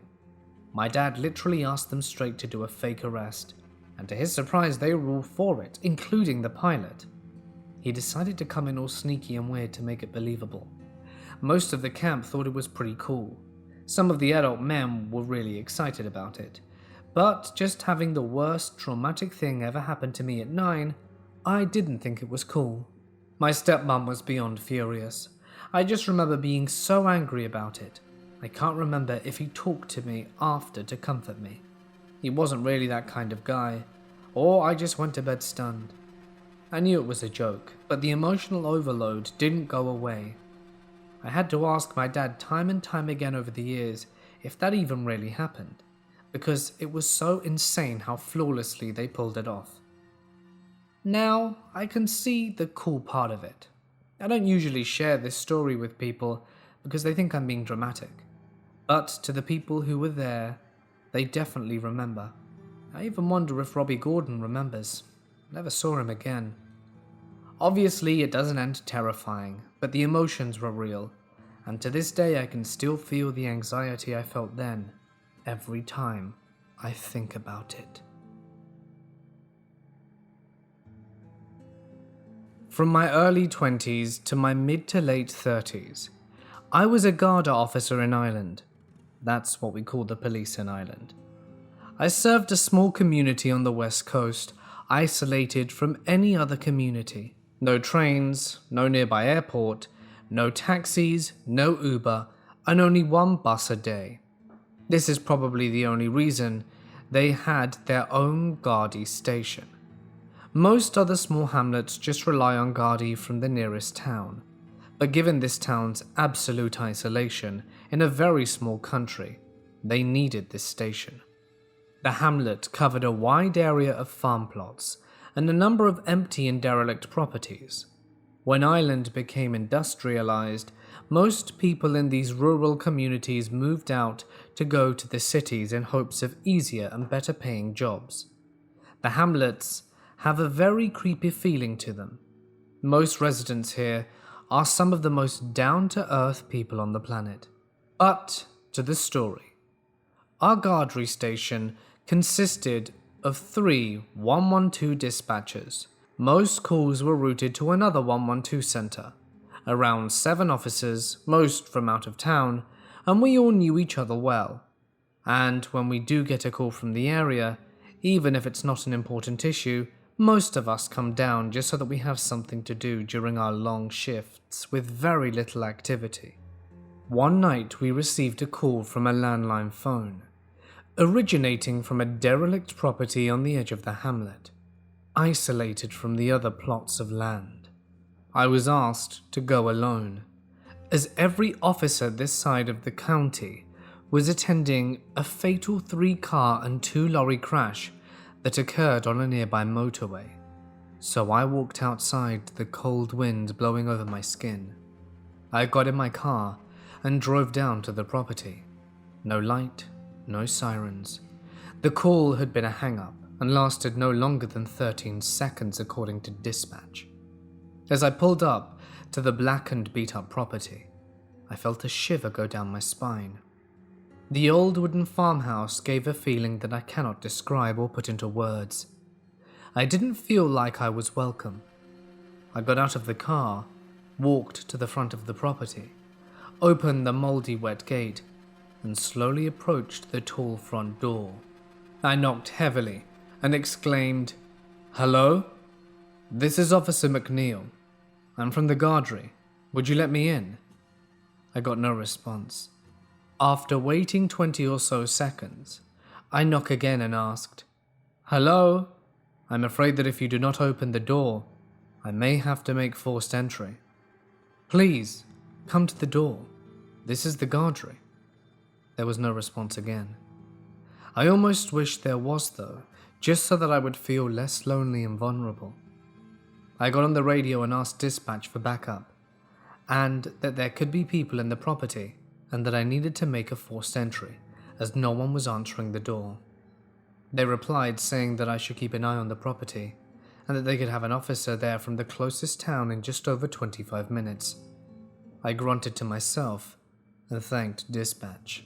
I strolled back to my car, but before I could reach to open the gate at the front of the house, I looked back and saw an old, ill-looking man, unshaven, stare down at me from an attic window. I stared back in shock, pulled out my flashlight and turned it on. I flashed it at the window and the man ducked. I shouted up, "Sir, you need to come down and get the door. I need to talk to you. We have more Garda officers on the way. Come downstairs." I was unsettled by what this was turning into. I informed dispatch of the man, and they replied saying that they would inform the incoming Garda car that they should turn on the sirens and to get down there as fast as possible. Dispatch seemed uneasy to say the least. I stood by the front gate, still no one at the front door, just scanning all the windows expecting to see the face. I couldn't get the man's face out of my mind. He looked so disturbed. After maybe 20 minutes of the occasional knock on the door, and the expected non-existent reply, the car finally pulled up. I informed the 2 officers inside of the situation as we approached the front door, and one of the officers exclaimed in a deep, angry voice, "Sir, please get to this door before we have to get the door for you, as it appears you will not get the door. We need to inform you how this is going to work. We will knock down the door upon our entry. You will stand hands up on the other side of the room we will enter from. We will handcuff you and you will be taken to the station, questioned or detained. If you have a problem with this, then be sure to ask when you're in our Garda cars, that is." The officer was so demanding, I almost felt like he was talking to me. He was very tall and threatening. We walked back to his car, and he took out what we call the big red key, which is a big hunk of metal that we use to break down doors safely while not damaging the door. The 2 officers grabbed the key, walked to the door, and said, 1, 2, 3, barrage, and hit the door 4 solid times before it fell down in one big thump. The house was now open. We grabbed our flashlights in one hand and tasers in the other. We took our first steps inside and I could hear the shards of glass crunching under our feet. The other officer shouted, "Sir, guard officers have entered the property. Please reveal yourself with your hands in the air. We are armed with tasers that we are authorized to use." We moved forwards slowly, shining the small beams of white light into all corners of the apparently empty living room. Upon noticing the absence of the man in this single downstairs room, we shone our lights at the crooked-looking stairs. But before we could even move to the stairs, a man jumped from the upper floor and onto the stairs. And I mean jumped. He looked insane with his large red eyes staring into my soul. I shouted at the massive beast of a man, "Sir, please place your hands above your head Before I could finish my sentence, the man charged down the stairs, yelling. One of the officers screamed, "Taser!" and the man let out a gut-wrenching yell of pain as he flopped to the ground, and we ran towards him, handcuffs ready. We grabbed the man, who wouldn't stop rambling on about a supposed big man who gave him food every day. We placed him in the back of my car. The other officers drove behind me as we went back to the station. In the car, I did the ordinary, told him his rights and everything that comes with that. But before I could finish, he kept asking if I could tell his ex-wife to get out of the car, because she kept being rude. I told him that it was just him and I in the car, but he wouldn't stop going on about it. We arrived at the station. We walked the man up to the front desk, and when asked for his name, he just replied, "The man you all want to know." Eventually, we put his name and other information simply as unknown. The next day, we were told the man was going to be picked up by the Irish Intelligence Service. Apparently, one of my colleagues had got the name out of the man. He was wanted for stalking a minor, child abuse, 3 charges worth, as well as possession of indecent imagery. Knowing what this creepy man had been involved in made it so much worse for me to think about. Once the service came to pick him up, the man told every officer in the station that he would find a way to get us and do what God has told me to do. So whoever you are, I really hope we don't meet again. The call came out as a simple suspicious person at a large nursing home with not that much more detail. Myself and a buddy showed up to find a woman waiting out front next to her vehicle. The vehicle was off, and she carried a baby with her, maybe 3 years old, but with those still cherubic baby angelic cheeks. The administrator tells me the woman in question, who I'll refer to as Tracy, is a contracted worker for them, a sort of nurse who comes in from time to help out with their elderly patients. She shows up on her day off and starts talking to this elderly gentleman, Joe. Tracy places her baby in Joe's lap and wheels him out of the facility, while Joe is screaming the whole time. They stop her, and she gets mad because they're holding her grandfather hostage, and she just wanted to take him for a walk. Only the thing is, Joe is not related to Tracy, and is a retired cop himself. Tracy then gets distracted, tries stealing medication, and scratches another nurse when they stop her. By all accounts, not 6 hours earlier, Tracy was an ordinary woman. She went to work without complaint, seemed happy, then went home with no history of drug use, no history of mental illness. The facility was reluctant to pursue charges due to the sudden abrupt shift in her personality. It was like she'd been replaced by another woman who looked just like her but was criminally insane. While speaking to her, Tracy seems normal. She tells me in a very calm and obvious not crazy voice what she's doing and why. She gives me all the information and doesn't cause any problems or give me reason to take her into custody. And Joe didn't want to press the charges, and the facility declined as well. The only thing giving me cause was that something was wrong with Tracy, insisting Joe was her grandfather, which we proved she was not. My only other recourse was a sort of emergency custody order, but I had no reason to do so. Our son looked well cared for, so we elected to call for family to arrive. Her father showed up and confirmed that Tracy was okay. She didn't take any drugs and had never complained about mental health or physical ailments that would lead us to believing something was wrong. I even spoke to a magistrate about securing charges to get her treated, since she refused to do so on her own, but he declined right off.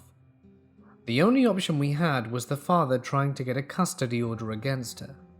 He took a few minutes speaking to her before pulling me aside and saying, "I can tell you that the woman looks like my daughter, but that's not my daughter." All this is happening. I hear the car door open and the doors lock. My stomach dropped, though I couldn't tell you why. Consider it a sixth sense all cops have, or I issued after time spent on the force. Sometimes someone sets off a trigger you can't explain, and you better listen to it. Inside the car, Tracy is holding her bouncing little boy in her arms. I knock on the window and ask if we can talk some more, and she refuses. Ask if her father can hold the baby, and she tells me, "That's not my father." I try to negotiate while my supervisor, who witnessed the whole thing thankfully, tries the other door. He took over talking to her while I positioned myself on the other side of the car, trying to open the door handles. Both our warning flags were going off and we couldn't say why. She gave no reason and we had no cause. Then Tracy says, "You're just trying to take away my baby." She pulls the baby into her chest and the baby stops laughing. It stops breathing, and the little jerk on its hand tells me that it's not breathing. It took 3 swings of my baton to break the glass. All the while the supervisor is screaming at me to get in. I crawl across the broken glass, reach across the seat, pulling the baby's head from her arms. It lets out a bloody wail, and Tracy looks at me in the face. I see the driver's side door open, and Tracy just smiles at me. "You're trying to take my baby, you white devil." I felt like it happened in an instant. Tracy bares her teeth and bites the baby. I hear the baby screaming in pure pain. I reach forward, wrapping my arms around her lower jaw and upper forehead, and pulled the baby off her. Tracy goes limp, and grandfather takes the baby inside to be treated. He lived, but we never found his ear. I saw her later in court after all the charges were dismissed, in lieu of lifetime commitment to a mental institution. All of the life gone from her eyes, just like that night. The lights were on but no one was home. I still can't explain how an otherwise healthy and vibrant person can go from 0 to crazy just like that, and it haunts me to this day more than any ghost story I've ever heard. I'm a police officer in the southern US, in a suburban department of about 100 sworn officers. I work in a college town, and I've been on about 10 years now. Made sergeant 4 years ago, but at the time of this story, I was just 2 years on, working night shift patrol. I've been lucky that not a lot has affected me mentally during my career. I don't have kids, and that's how it gets to you usually. You can build all the mental walls you want, but when you have an emotional connection with your kids and see something happen to kids, the walls mean nothing. Anyway, this one stuck with me. It still makes my hairs stand on end, especially when it rains. It was September, just after midnight. I get put on a call of shots fired. Now normally these calls turn out to either be fireworks or perhaps a car backfiring, but mostly fireworks. So unless we get multiple calls on it or a confirmed gunman or something, we just send one unit. That night, it was me. The shots fired was reported around a college football stadium. This was during football season, so there were a bunch of really big white tents set up all around the parking lot for tailgaters. I notified dispatch that I was on the scene and started rolling through the parking lots, casting my spotlight here and there. It was raining pretty heavily and quite hard to see. About halfway through the lots, my spotlight illuminated the silhouette of a man sitting in a folding chair under one of those big tents. I pulled closer up to him and lit him up, and notified dispatch that I was out there with one in the parking lot. His back was to me, and he appeared to be hunched forwards, as if his elbows were on his knees and his head leaning forward. I walked towards him and started calling out to him. I can't remember exactly what I said, but it was something like, "Hey man, you okay? You heard anything strange? Can you come talk with me?" He didn't answer. As I drew closer, I lit him up with my flashlight, and then noticed the outline of a shotgun on the pavement next to him. Combined with him not answering and the nature of the call, it was enough for me to break leather and have dispatch hold the channel. I kept calling to him as I approached, asking him to show me his hands, 30 feet, 20 feet, 10 feet. My handgun, a Glock Model 22, had a Streamlight TLR-1 light on it. So, I lit him up. 6 feet under his tent with him. 5 feet. 4 feet. I close up on him, come around the front of him. Shotgun suicides are difficult. Often if they put the barrel under their chin, the blast from the barrel will blow the gun out from under their chin before the shot even hits them. There was a guy in my hometown that succeeded in a shotgun suicide only because he did it in front of a pond. Put the barrel under his chin, pulled the trigger, only managed to blow his face off. The coroner said he probably ran around screaming throughout the hole that used to be his mouth before he drowned in the pond. This guy succeeded. Blew his head clean off. You do this job long enough, you'll notice funny little details. His elbows were indeed resting on his knees. It was as though he blew his head off, set the shotgun on the ground next to him, and then leaned forwards and rested his elbows on his knees to think about what he'd done. About that time I noticed that even though I was under the tent with him, I felt like it was still raining. And then I looked up. I've seen so many more failed suicides than I have seen successful ones. And with the successful ones, there's no sense of closure. No sense at the scene that it was the right choice and things went as they should have done. Or that this was planned. The phrase suicide isn't the answer has more than one meaning. Yes, it's not the best solution to whatever problem there is, but when you're on the scene of a successful suicide, it's permeated with an almost ethereal sense of, this wasn't supposed to be. The effort it takes you to end your life is tenfold what it takes to seek out help and solutions for your problems, if for the simple fact that your body and mind primarily want nothing more than to live. I've seen both ends of the system, and am well aware of where mental health care has its shortcomings. But in that broken system, there are people who genuinely want to help, and who are desperate to find someone who genuinely needs help. I used to be a security officer at a homeless shelter earlier this year. I worked there for 5 months before leaving. I have tons of scary stories from my time there. But anyway, back in March, I was at work doing what I needed to do. On the ground floor was a daytime-only homeless shelter, and on the top was a government homeless outreach office. This is who my contract was though, but I had to keep the entire building secure even though the shelter was a different organization. The government office was the mental health branch, so it wasn't uncommon for crazy people to, well, act crazy. This particular day, an individual came up to pick his meds. The man took the medication, walked over to the couch that sits in the office, as the place is laid out like a doctor's office, and I was posted in the lobby.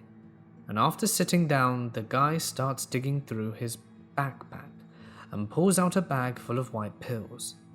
This then catches my attention. He grabs his pocket knife but doesn't open the blade and smashed 3 to 4 pills, uses his hands to make the dust into 3 lines, then snorts all the dust. What remained, he swept and flung off the table.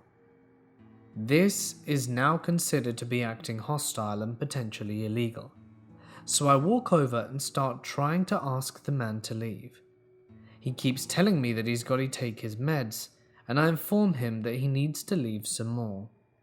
Then he says out loud without looking at me, "You know, I got a suppressed 9mm in my bag that'll make you and Betty the receptionist shut up." Alarm bells start ringing. I now have a potentially active shooter scenario in my hands, and I'm an unarmed officer. I calmly walk backwards to the receptionist and whisper to her to get the other client up, call 911, and go lock herself in an exam room and do not open the doors.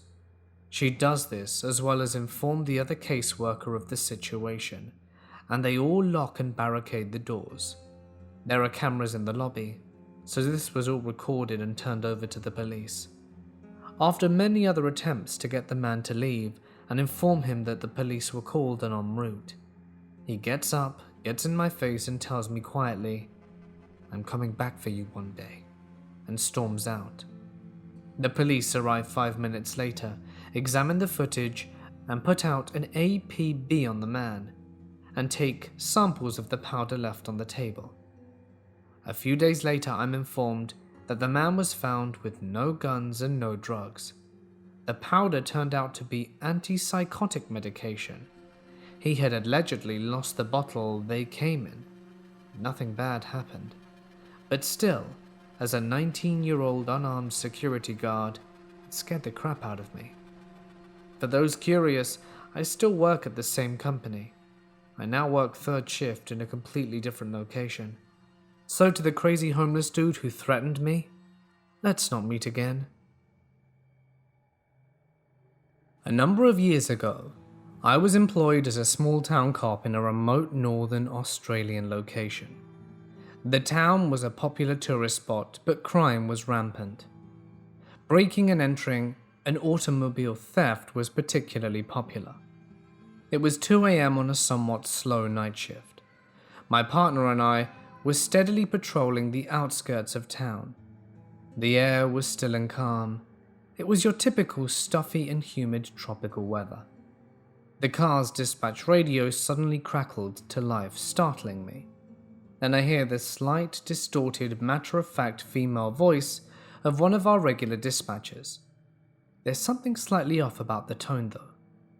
Our dispatchers are amazing under pressure, but you hear the slight rushed and breathless deliveries of the incoming jobs. Whatever it has shaken our seasoned dispatcher. The broadcast is to all units. It comes in as "Intruders On," which is a shortened version of "Intruders on Premises." The job details are still just rolling out, but we don't even hesitate.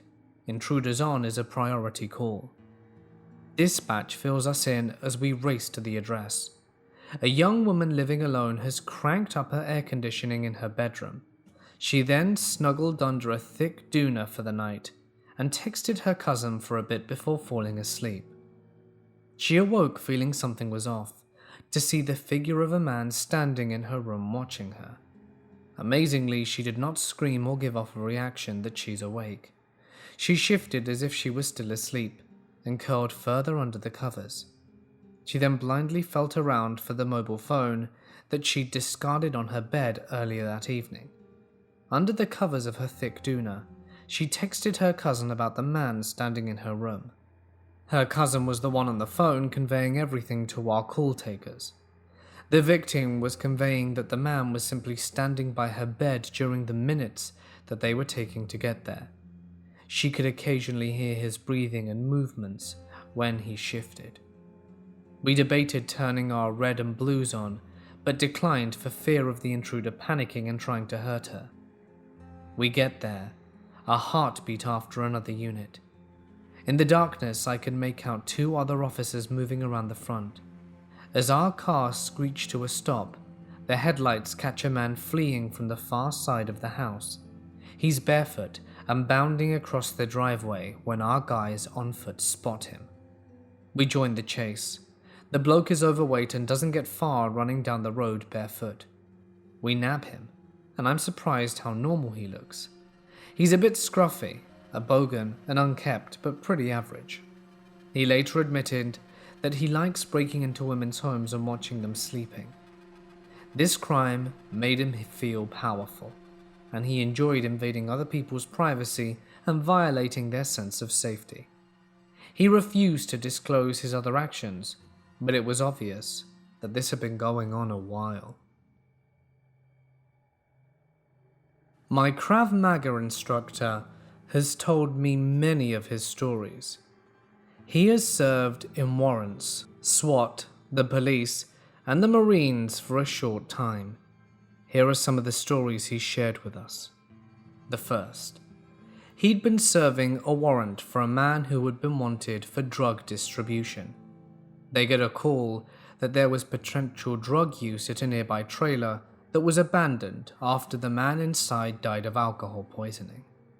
My instructor, along with his team, had kicked the door in and found the biggest mess they'd ever seen. There was almost a hay bale of marijuana and a chunk of crack about the size of a bowling ball. There were bags of meth and cocaine everywhere. There had to be at least a few $100,000 worth of drugs here, and there was a heavy scent of gasoline in the trailer. And realizing what he'd just found, he thought they might have gasoline on hand ready to set it on fire. They all left standing outside and waiting for the scene to be secured and all the evidence collected, when a trail of fire in the distance went right up to the trailer and engulfed it in flames. They happened to have some fire extinguishers which they managed to use to get out parts of the fire. In the end, only some meth and cocaine was found. The man who was wanted was found drowned in a nearby swamp. No suspects were named, and the case is cold. The second is while working in the police force in Philadelphia, he came across many muggings. One in particular was especially heartbreaking. A little boy of 8 was mugged for his Jordans. The little boy refused to hand over his Jordans, as it turned out they had been a birthday gift. The mugger, a man of about 5'8", had beaten the boy to death and taken his shoes. The witnesses only knew that the man was about 5'8" and had braided hair, and it could have been virtually anyone. The man was later caught in a home invasion and got 47 years to life. The last story I heard was while he was a cop in Philadelphia. He'd been in the Kensington area and found a woman stabbed to death under a sleeping bag in a room above a tattoo parlor. The woman's name was Amanda O'Donnell. He'd gotten the call over the radio and heard all the nasty details. Blood everywhere, seething out of her wounds and soaking the carpet. I was dispatched to a house at about 1 a.m. for a prowler. We get there and talk to the resident. Long story short, they saw 2 people wearing masks, one Jason-style hockey mask, and I don't remember the other one, who were in the yard across the street. It was 2 weeks past Halloween, so it seemed believable. We checked the area and don't see anything. 10-8. It's worth noting the residents didn't seem drunk, high, or crazy at all.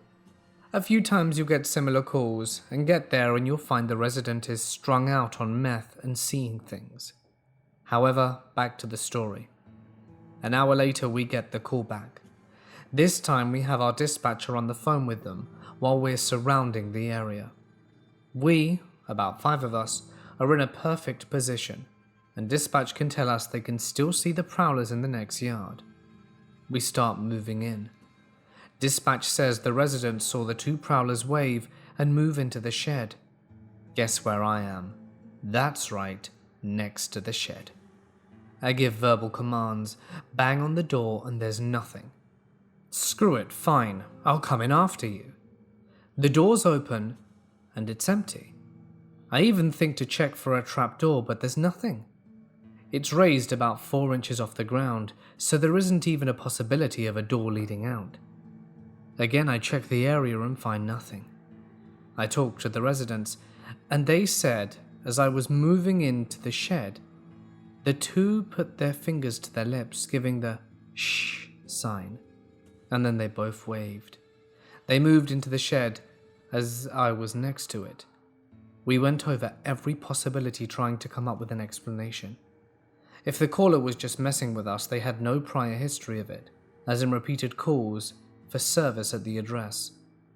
I'm not much of a believer in paranormal stuff, but I can still appreciate a situation where I cannot logically explain what I had just seen. I've tried past life regression a few times, only having 2 experiences with it working, but not in the way I imagined. Both times were very blurry to me. The one experience I got most of my information from was this. I was sitting on my bed, and I was looking at a big dresser with a mirror back and a wardrobe attached to it, like something you might see at your grandparents' house. When I noticed the items on the dresser, I thought to myself, these are my things. I then excitedly go through them. What I remember sticking out the most was an old-fashioned cigar lighter, like the one you'd see on a desk in the 1930s. In the dream, when I picked up the cigar lighter, I flicked it a few times, but it wouldn't light.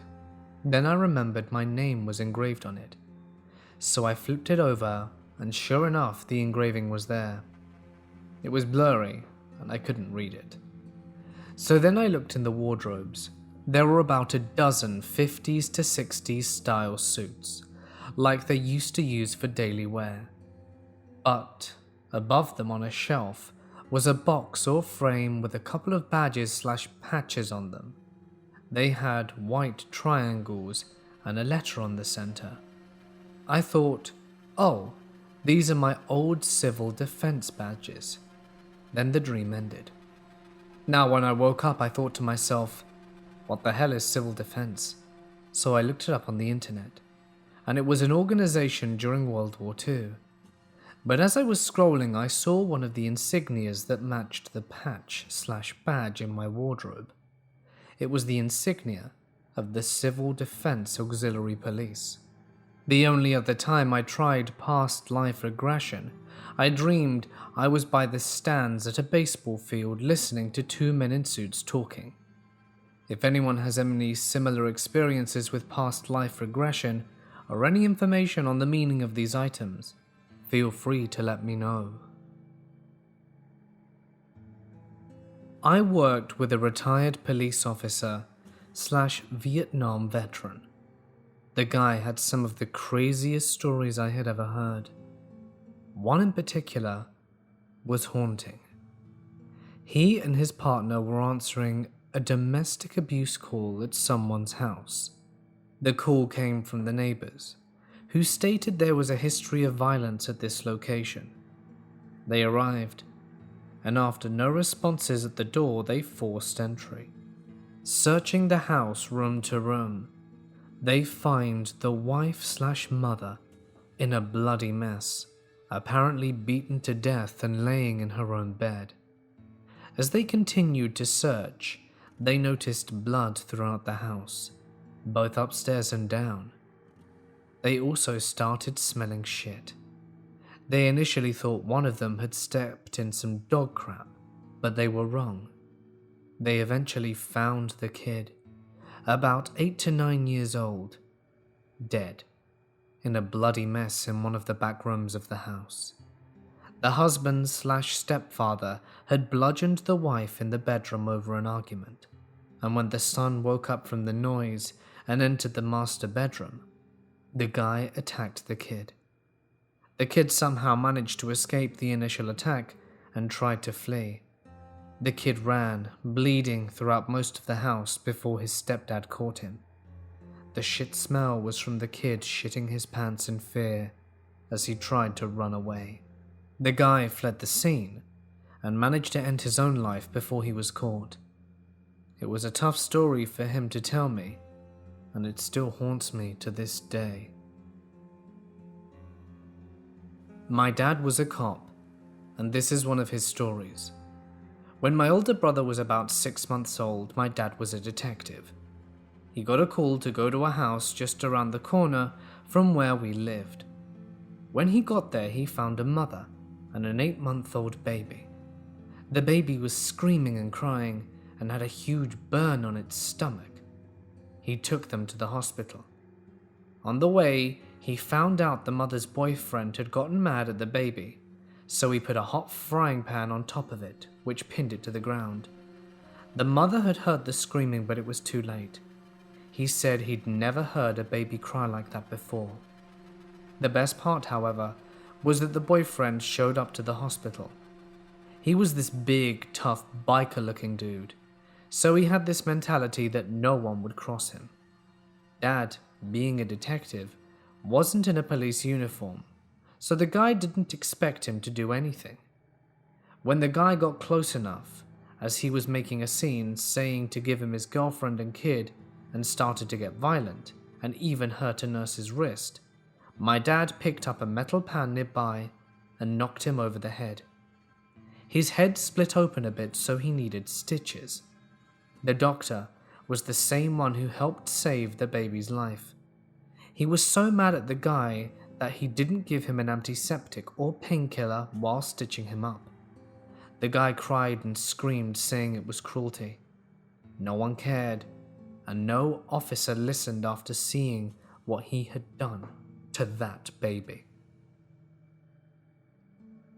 We have this impound facility that we contract throughout our city. After a lot of incidents where the people have died inside the wreckage, the vehicles are brought to this place for the bodies to be cut out of public view. Additionally, a lot of bad wrecks where people have died are brought here.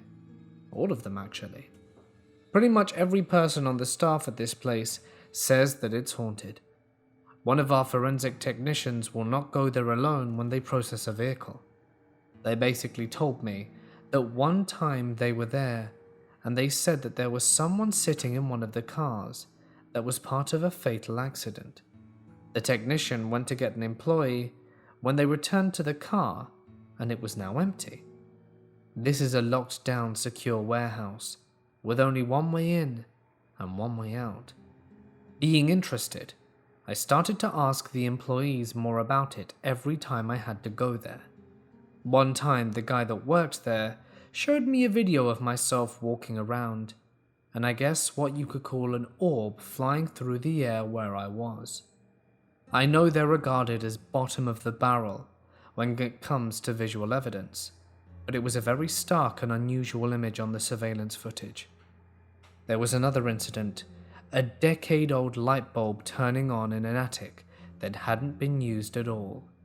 The guy called, thinking someone had actually broken into his attic. It was so strange to him. To make it a little creepier, he had put some dead people's clothes right beneath the attic. And then there's the motion detectors for alarms at houses that just go off in the middle of the night, with no fans or air movement whatsoever. I've been to so many damn alarms, I have a pretty good understanding of how they work, and there have been 3 or 4 that have just had no explanation whatsoever. An old auditorium on my beat is haunted. The seats in the audience section creak as if people are sitting there, and there is enough open space in the attic section for the wind to create whispers that sound like people. We end up there so often, we have a set of keys to the place. My partner at the time had found one of the doors open, so we went to sweep it. It was a lot bigger on the inside than the creepy factory was high on mids. A mannequin scared the piss out of me in the orchestra pit, and we kept hearing whispers and what sounded like doors opening and closing everywhere. The damn place was so huge, you could spend a week in there with an X-ray machine and still not find someone hiding in there. We get to the backstage area and find a narrow room with boxes of costumes on shelves and other stuff. One of those boxes decides to randomly jump off the shelf. My partner screamed and nearly shot the room up. We left after that one and only go there with a small squad now. My partner and I get a radio call for a welfare check. Ex-boyfriend called because he received text from his ex stating that she wished it would not have ended and that she would no longer go on without him. We get to her place, knock, pound, and there's no answer. We call the number provided by the ex and get an answer and hang up. So, we hear it from the outside window, and we know she's there. We say we're going to break down the door if she doesn't answer, and hear some splurred mess of speech. The door unlocks but doesn't open. We open the door and find a young woman, wet, naked, pale as hell and swaying in one spot. Her hands are bleeding, and we call a rescue ambulance and she's off to the hospital. Now the creepy part. None of the lights would turn on, so we conduct a safety search and find candles lit in the bedroom and bathroom. On the walls were Bible scriptures written in her blood, and a tub of brown water. The water was mixed with old blood. I don't know how she survived, because that water was dark, and she had been sitting there for approximately 3 to 4 hours. I was sitting monitoring a stop sign late at night, somewhere around 2 to 3 in the morning. The area was notoriously known for a gruesome murder that has still gone unsolved. While sitting there, I noticed something shoot across the back of my car in my rearview mirror. As I was looking in the mirror trying to see what was behind my car, the black shadow shot up the driver's side of my car, then across the front of it. Creeped out, I realized it was time to get the hell out of there and gunned it down the road. Our video cameras in the car are set to turn on automatically at certain speeds, so it turned on. I decided to review the camera to see if something really did cross in front of my car. During the point where something should have went in front of my car, the camera went completely dark, like something blocked its lens. Needless to say, I didn't monitor that stop sign anymore. I work for the Coast Guard. We received a call from the local police department. They were working a missing persons case of a mentally unstable individual. I don't remember if he was off his meds or escaped hospital custody or whatever. But his mother had called the police because she was worried about him being suicidal. The family had a small center console boat that they kept on a pier not far from our station, so they asked us to go take a look. On our way there, we came across a vessel underway, matching the description with a single male on board. We attempted to pull alongside when the guy throttled up and took off. We were in a no-wake zone, so we were previously idling towards each other, and we came about and gave chase. The guy wouldn't stop and was heading out of the inlet towards the ocean. Then, without warning, he came to a complete stop, pulled a gun out, and shot himself in the head. It definitely messed us up. The worst part of it was having to put the boat into a side tow to bring it in, and having his bile pump spray bloody water all over our rib.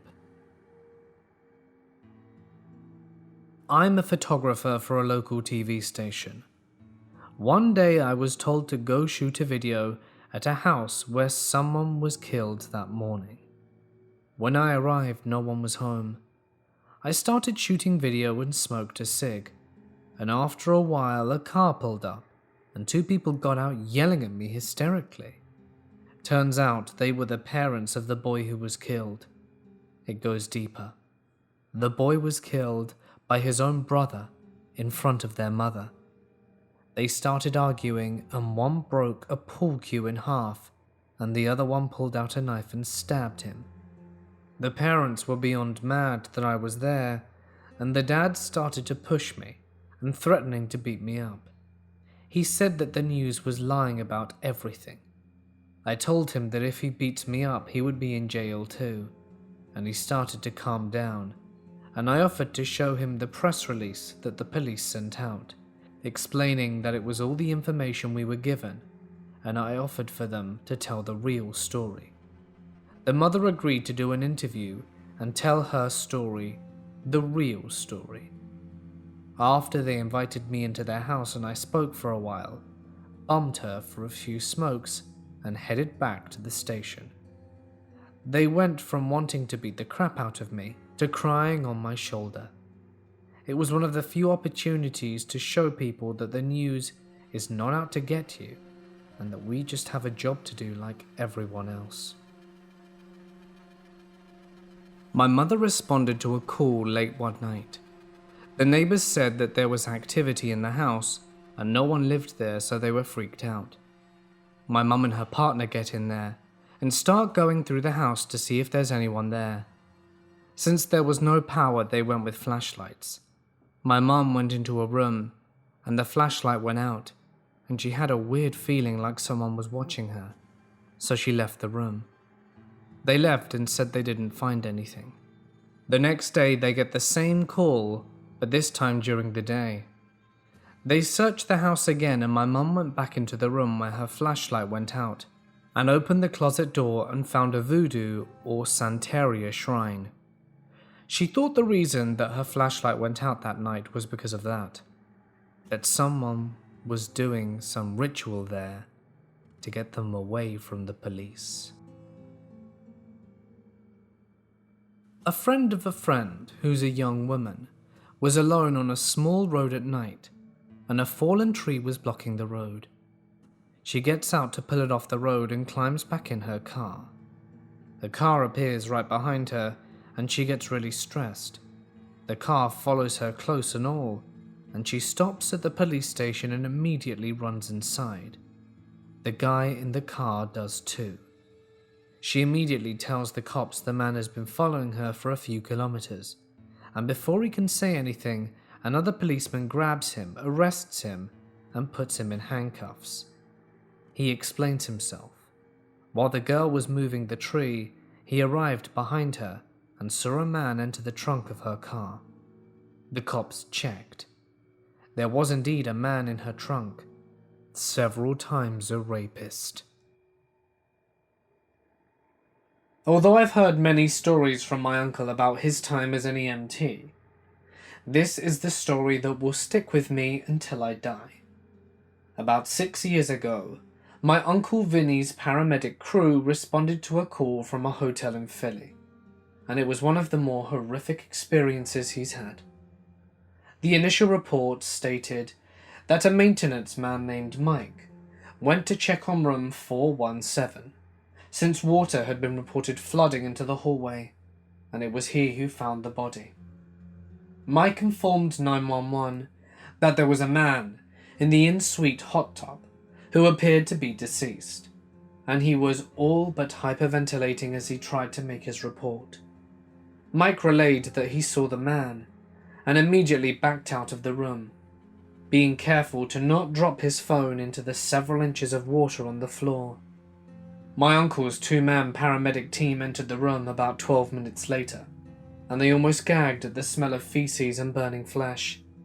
Vinny, who has a stomach of steel, had to press his hand to his mouth to keep himself from vomiting. The room was filled with steam, and the humidity was insanity, making the men sweat profusely. Their grip on their equipment was slipping, and they knew they needed to extract the victim quickly. The naked man was floating in the hot tub, a maniacal grin plastered on his face.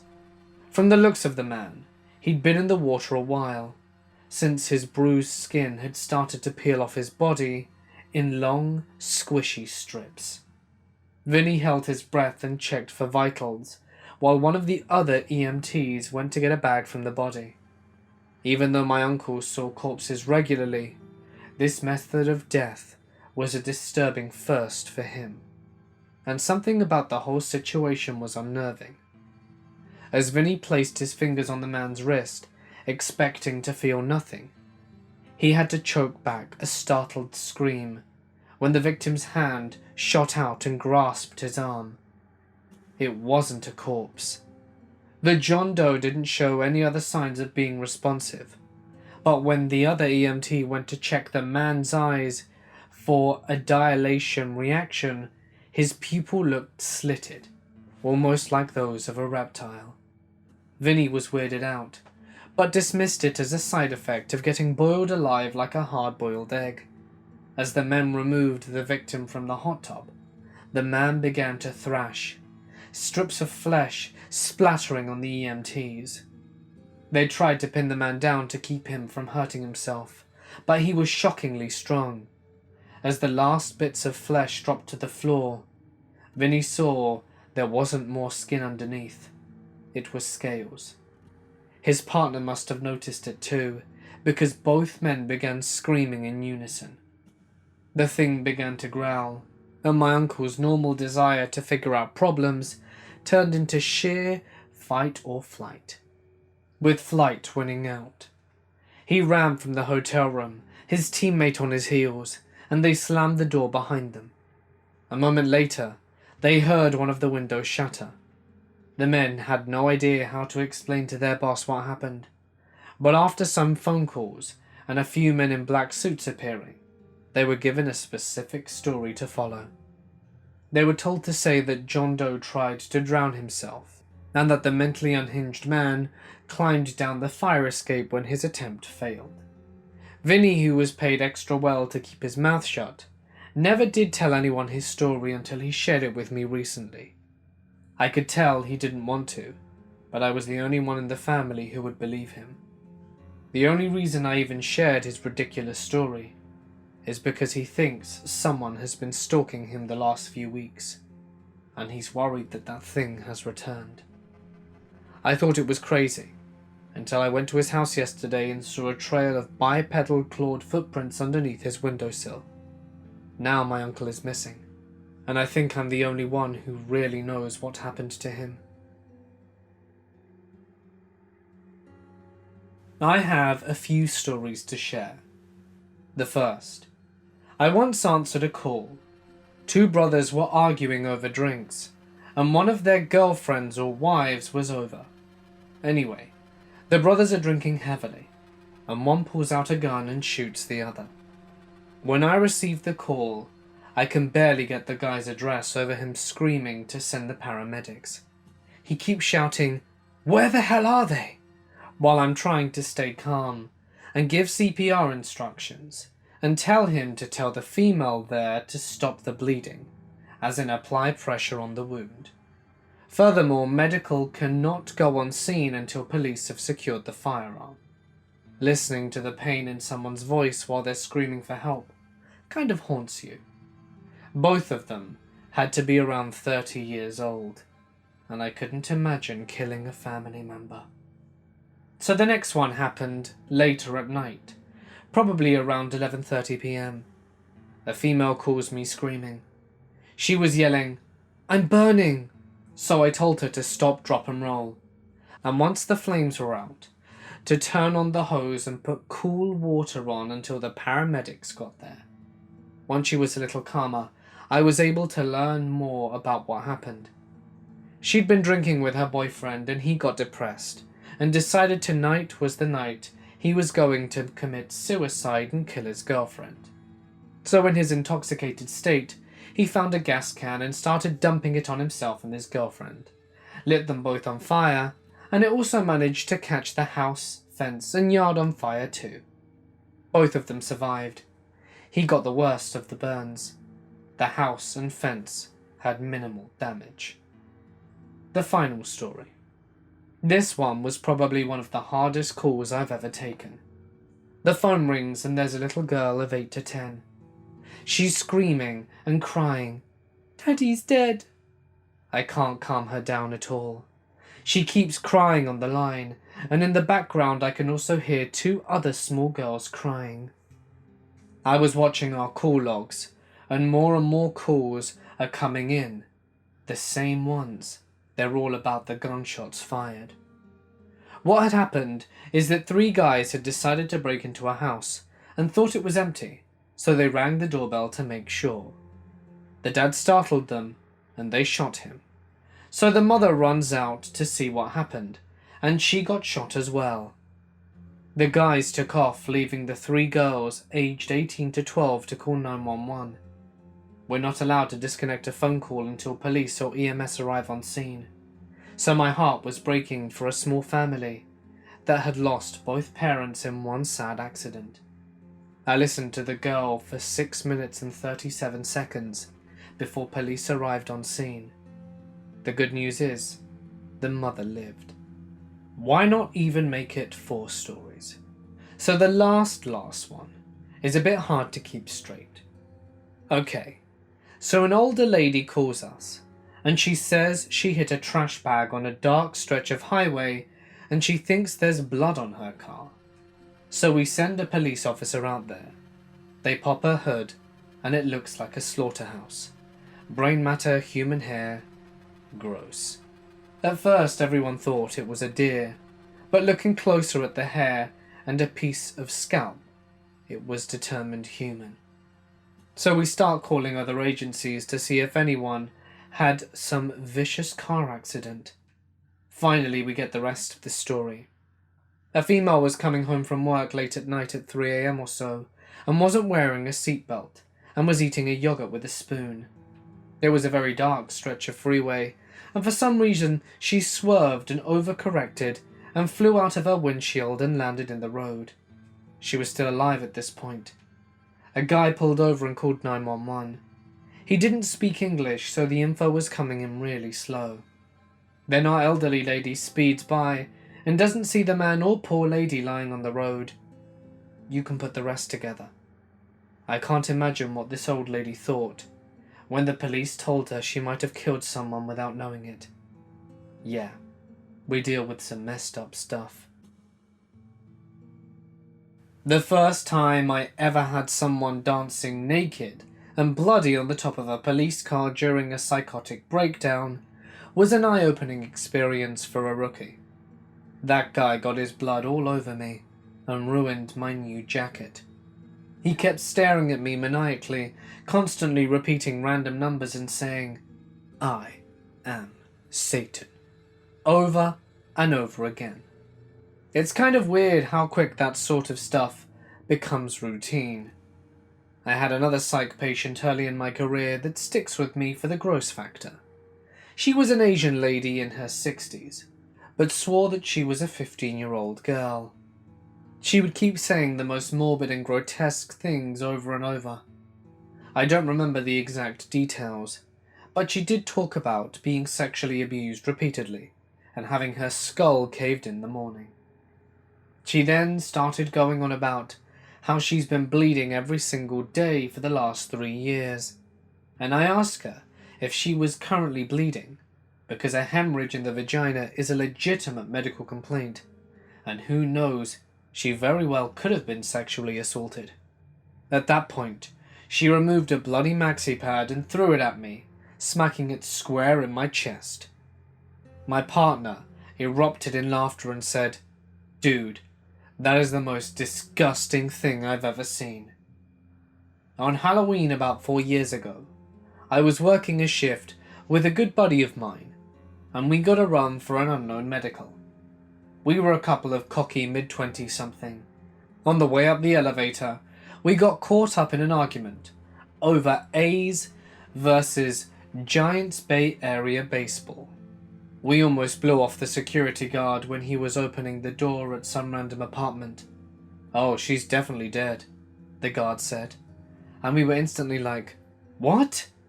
Usually the cops get to this sort of thing before us. Plus, we had no idea a dead body was involved. Yet there she was, reclined in her lazy boy with her feet up all the way in a position of comfort.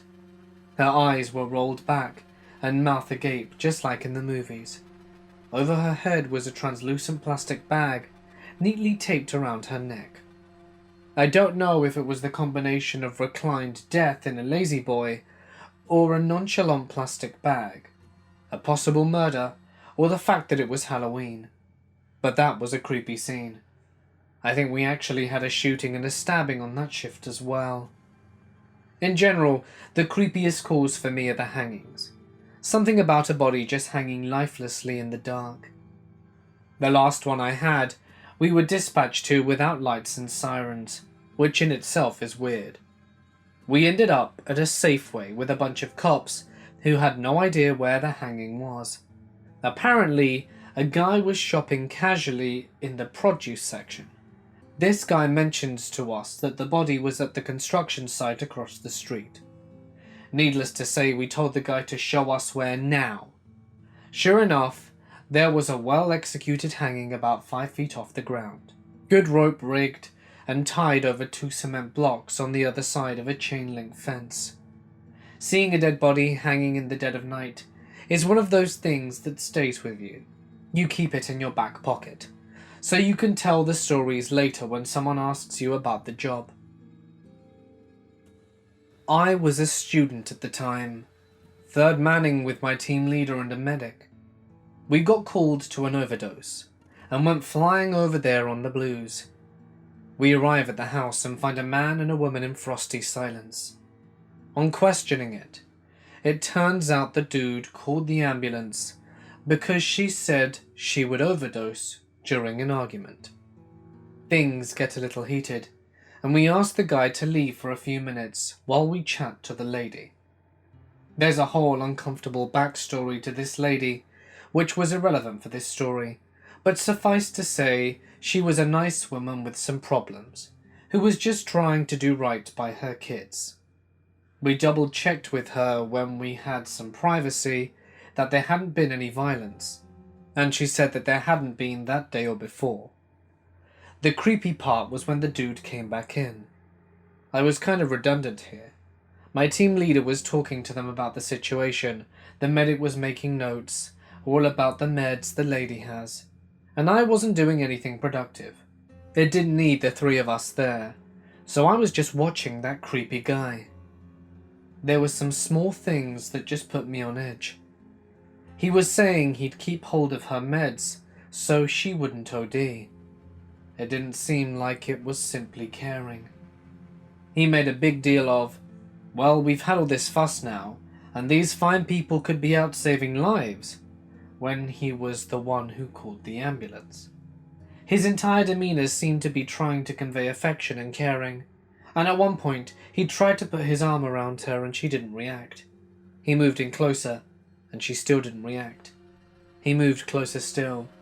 She was outright ignoring him now. He kind of squeezed her, only a little. In another situation it might have been fine, but it just seemed so out of place. He just did a little grrr noise when he did it. Straight afterwards he looked me right in the eyes, and then moved away to light a cigarette. I consider myself well adjusted. So far I've been able to deal with the creepy hallucinations of the mentally ill, the gore, the dealing with death, but something about that moment of eye contact shook me to my core. There was never enough to act on, not enough to report to social services or the police or anything like that. But I still think about her every now and again, and I hope she's doing okay. A week after gaining my CPR certification, I had to try and perform CPR on a woman dying of a heroin overdose. I was at a thrift store with some friends looking for Halloween costumes, and someone came in saying that someone was passed out in the parking lot. I was in the dressing room, and it just got super quiet. So I came out and told them I was certified, and go take a look, and that they needed to call 911. I go outside and didn't see anyone on the ground. Someone comes out and shouts that the person is in the car that's parked far out by itself. I ran over and honestly freaked out. She was pretty much already dead, completely blue in the face, slumped against her car window. She had the red druggy rings around her eyes, but those were blue too because she was so oxygen deprived. We opened the door, and I'll never forget when we turned her head to see if she still had a pulse. She had tears running down her face. We pulled her out of the car and put her on the ground and took a pulse again, because the first person to do it wasn't sure. We started CPR, and the ambulance arrived about a minute after. They got her strapped up and continued CPR. They had another ambulance come in, and those EMTs got out, and there were about 6 of us surrounding her. The cops told us they had administered some type of drug that can apparently reverse heroin overdoses if given in time, but she was pretty much dead already. They would do the necessary stuff until they could get her to the hospital and call it, according to him. I also remember when we opened the door, there was a heroin needle and empty pill bottles all over the floor. She wasn't very old. We also think she had kids. She had some toys and a car seat, plus 2 named tattoos on her. My grandfather raised me because my father was ill all the time and my mother took care of him. Fast forward to high school, and I have next to no relationship with my mother. It is after school, and my sister and I are sitting with friends while my mum keeps calling me, and I keep ignoring her. After an hour, I answer, and I find out my grandmother came home and couldn't find my grandfather, and my mother couldn't go check on them. I don't recall why. My sister and I left immediately and were speeding down towards their house while we made a game plan.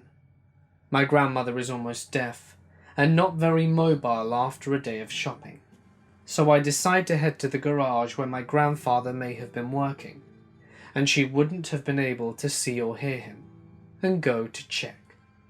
My sister decided to go out back and check the garden with my grandmother, as she could not climb very high. Finally, we reached the house and split.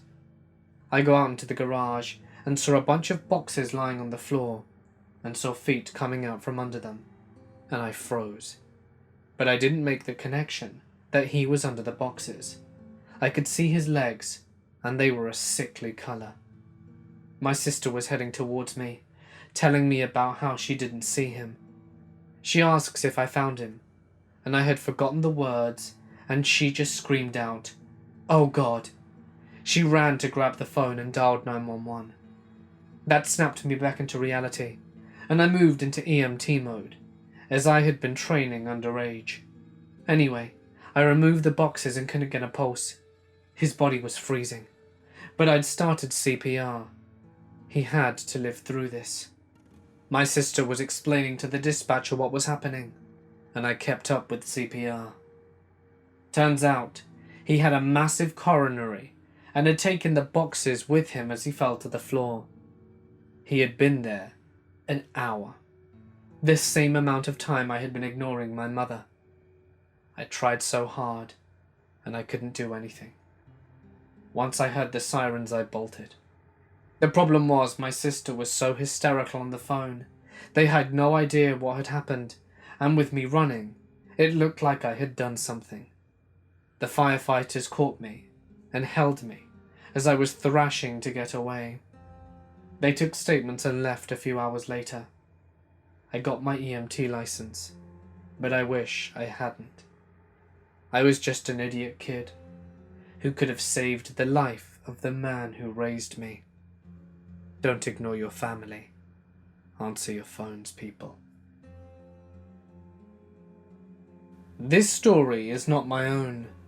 It was told to me by my grandfather, who had passed away last year, and just wanted to get his stories out there on the internet.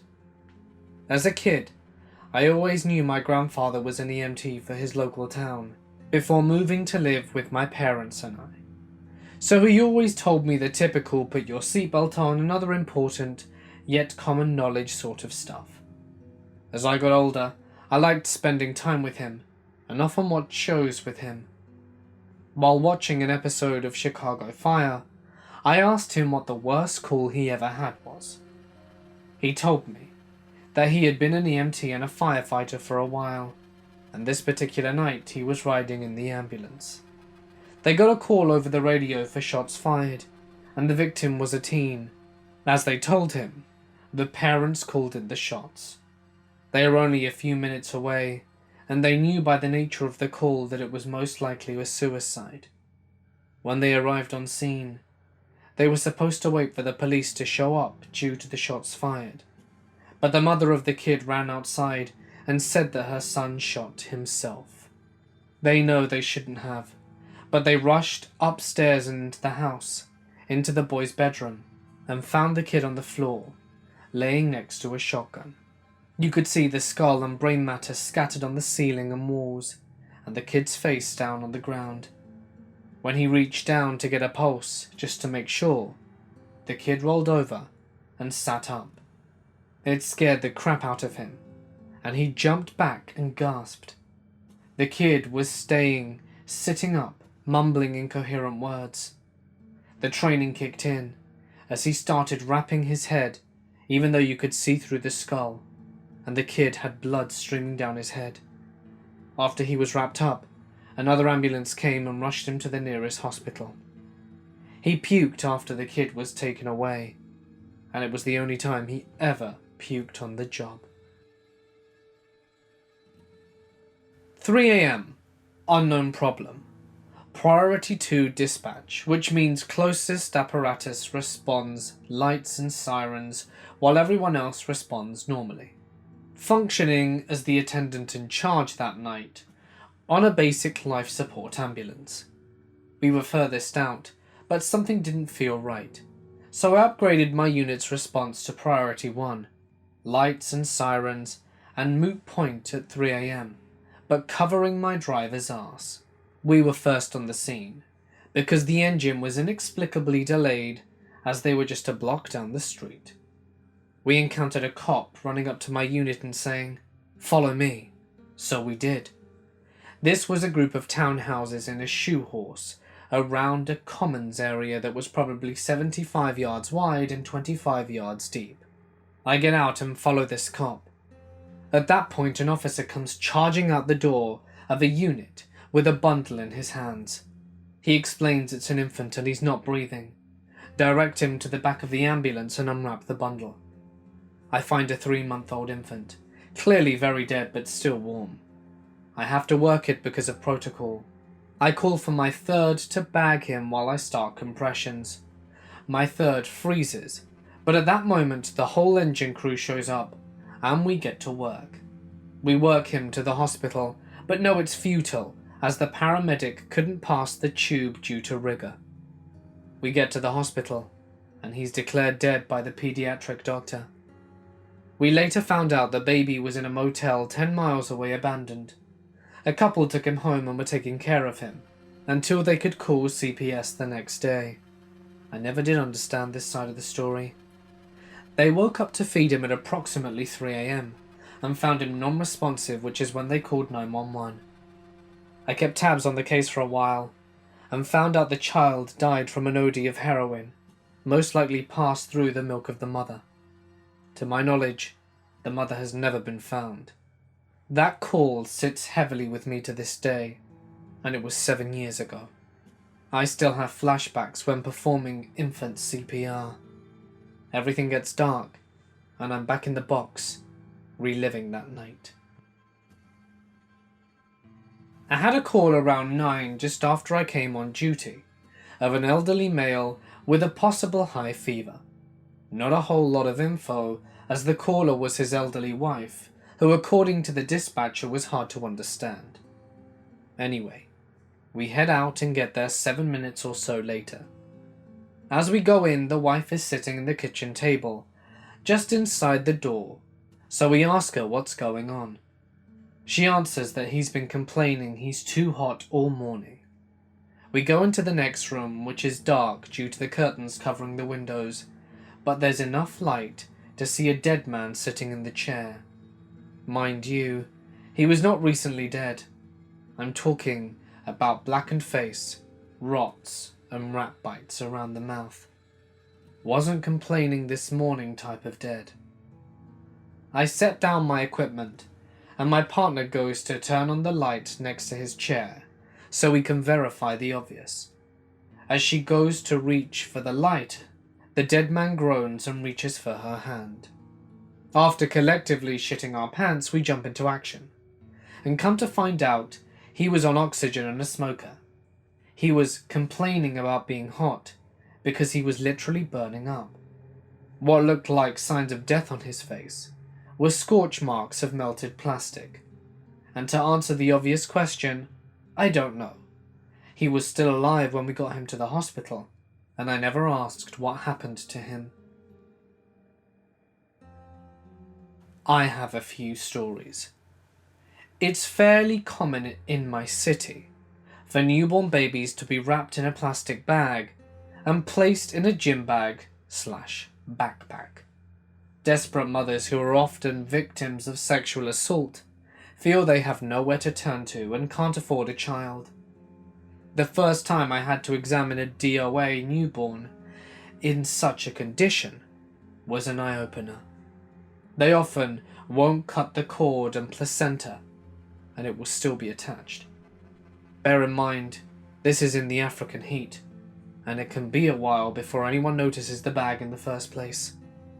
I've been kicked in the head by a young lady out of her mind on Niobe, who believed she was a demon sent to kill 100 people. We fished her out of a municipal swimming pool at around 1 in the middle of winter. It took 3 cops and 2 firefighters to hold her down, while my ALS sedated her. It also took far more than we would have, though, to knock her out. When she looked me in the eyes and told me that I'm doomed, and she was going to kill me, it was a very strange moment. I attended a structural fire in an old office building that was used as informal housing. Very high density. At first we thought we only had 1 body, but we realized while doing the declaration that what we thought was the body's humerus was actually all that was left of a baby. The fire had been so intense that the skull had fused with the concrete floor and had been crushed by debris. Looked almost like a sooty, black, slightly 3D image of a small screaming monkey. That's an image and smell that took months to get out of my head. It still pops back into my head if someone's cooking pork.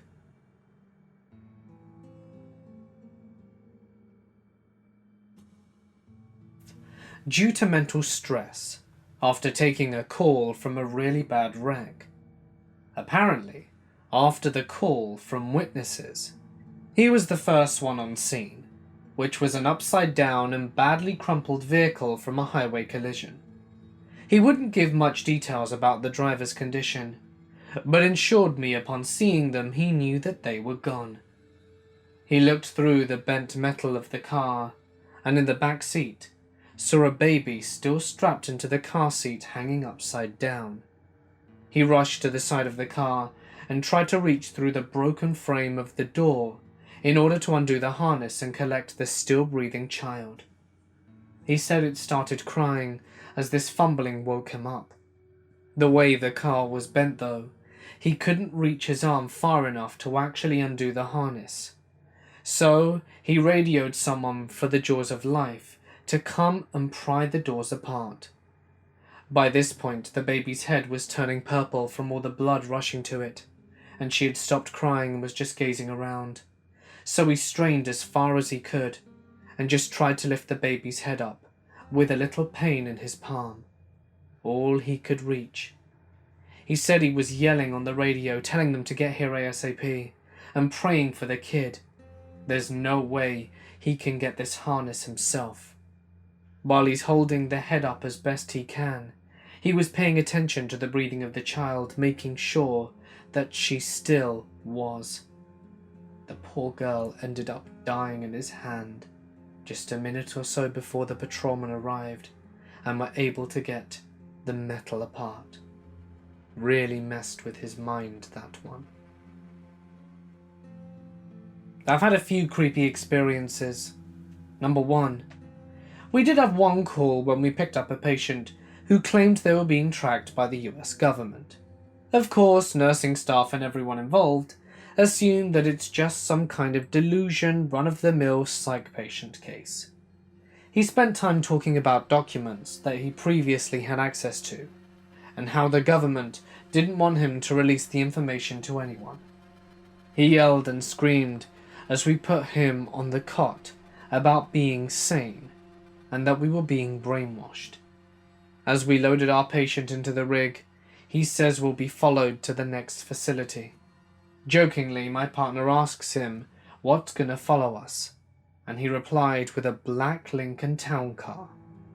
As we leave, almost immediately, there was a black town car behind us, which stayed behind us for roughly 15 minutes transport, and only disappeared as we got a few blocks from the new facility.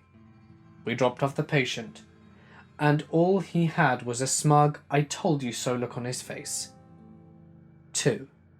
Another call we had, which I would consider the creepiest patient experience I've ever had, involved a pediatric patient who refused to lay on the stretcher on their back, and instead wanted the back of the cot up and to lay face down.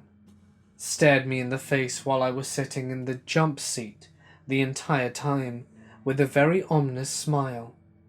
Back at probably a 70-degree angle. Transport time was almost an hour and a half. I was a reserve firefighter / EMT for a large FD. We got a call that came in as vehicle VPED. Typically in my area, those types of calls end up being nothing serious, more often than not. This one turned out to be serious. 9-year-old boy in traumatic full arrest. He was hit by a car while riding his bike home from school. Due to a miscommunication mishap, we were sent to the trauma hospital that was over 13 miles away, even though the nearest receiving ER that had the ability to stabilize was only 2 to 3 miles away. It took us over 20 minutes to get there, even with a police escort due to traffic. It was rough, not only because of that, but because I had to do CPR on a child that I knew was not going to make it for over 20 minutes. Halfway to the hospital, he had brain matter coming out of his nose and CSF out of his ears. He was declared dead shortly after we transferred him to the hospital gurney. I had to sit outside in the ambulance bay and catch my breath. While sitting out there, I saw the parents of the boy getting dropped off by the police department and rush inside, only to find out their child was dead. I couldn't help but feel a sense of guilt, that maybe there was some way, somehow, something more I could have done to save their child's life. This call messed me up for a while. Anyway, I saw a child on a bike thereafter, and it gave me flashbacks of this 9-year-old boy lying lifeless on a street. My sister used to volunteer for the British Red Cross. On occasion, she did motorcycle or motocross events, and one day, this guy came off his motorcycle and refused to collar. He seemed like a nice guy, and my sister was annoyed that she had to respect his wishes, despite how dangerous the choice was. But they at least requested that he keep his helmet on to keep his neck in place. He was able to sit up on his own, but they at least convinced him to get on a stretcher, and he agreed to their terms. It was just outside the hospital that the guy decided he was too warm in his helmet and sat up. My sister tried to keep his helmet on and get him to lie down, but he was stronger than her and insisted he do it.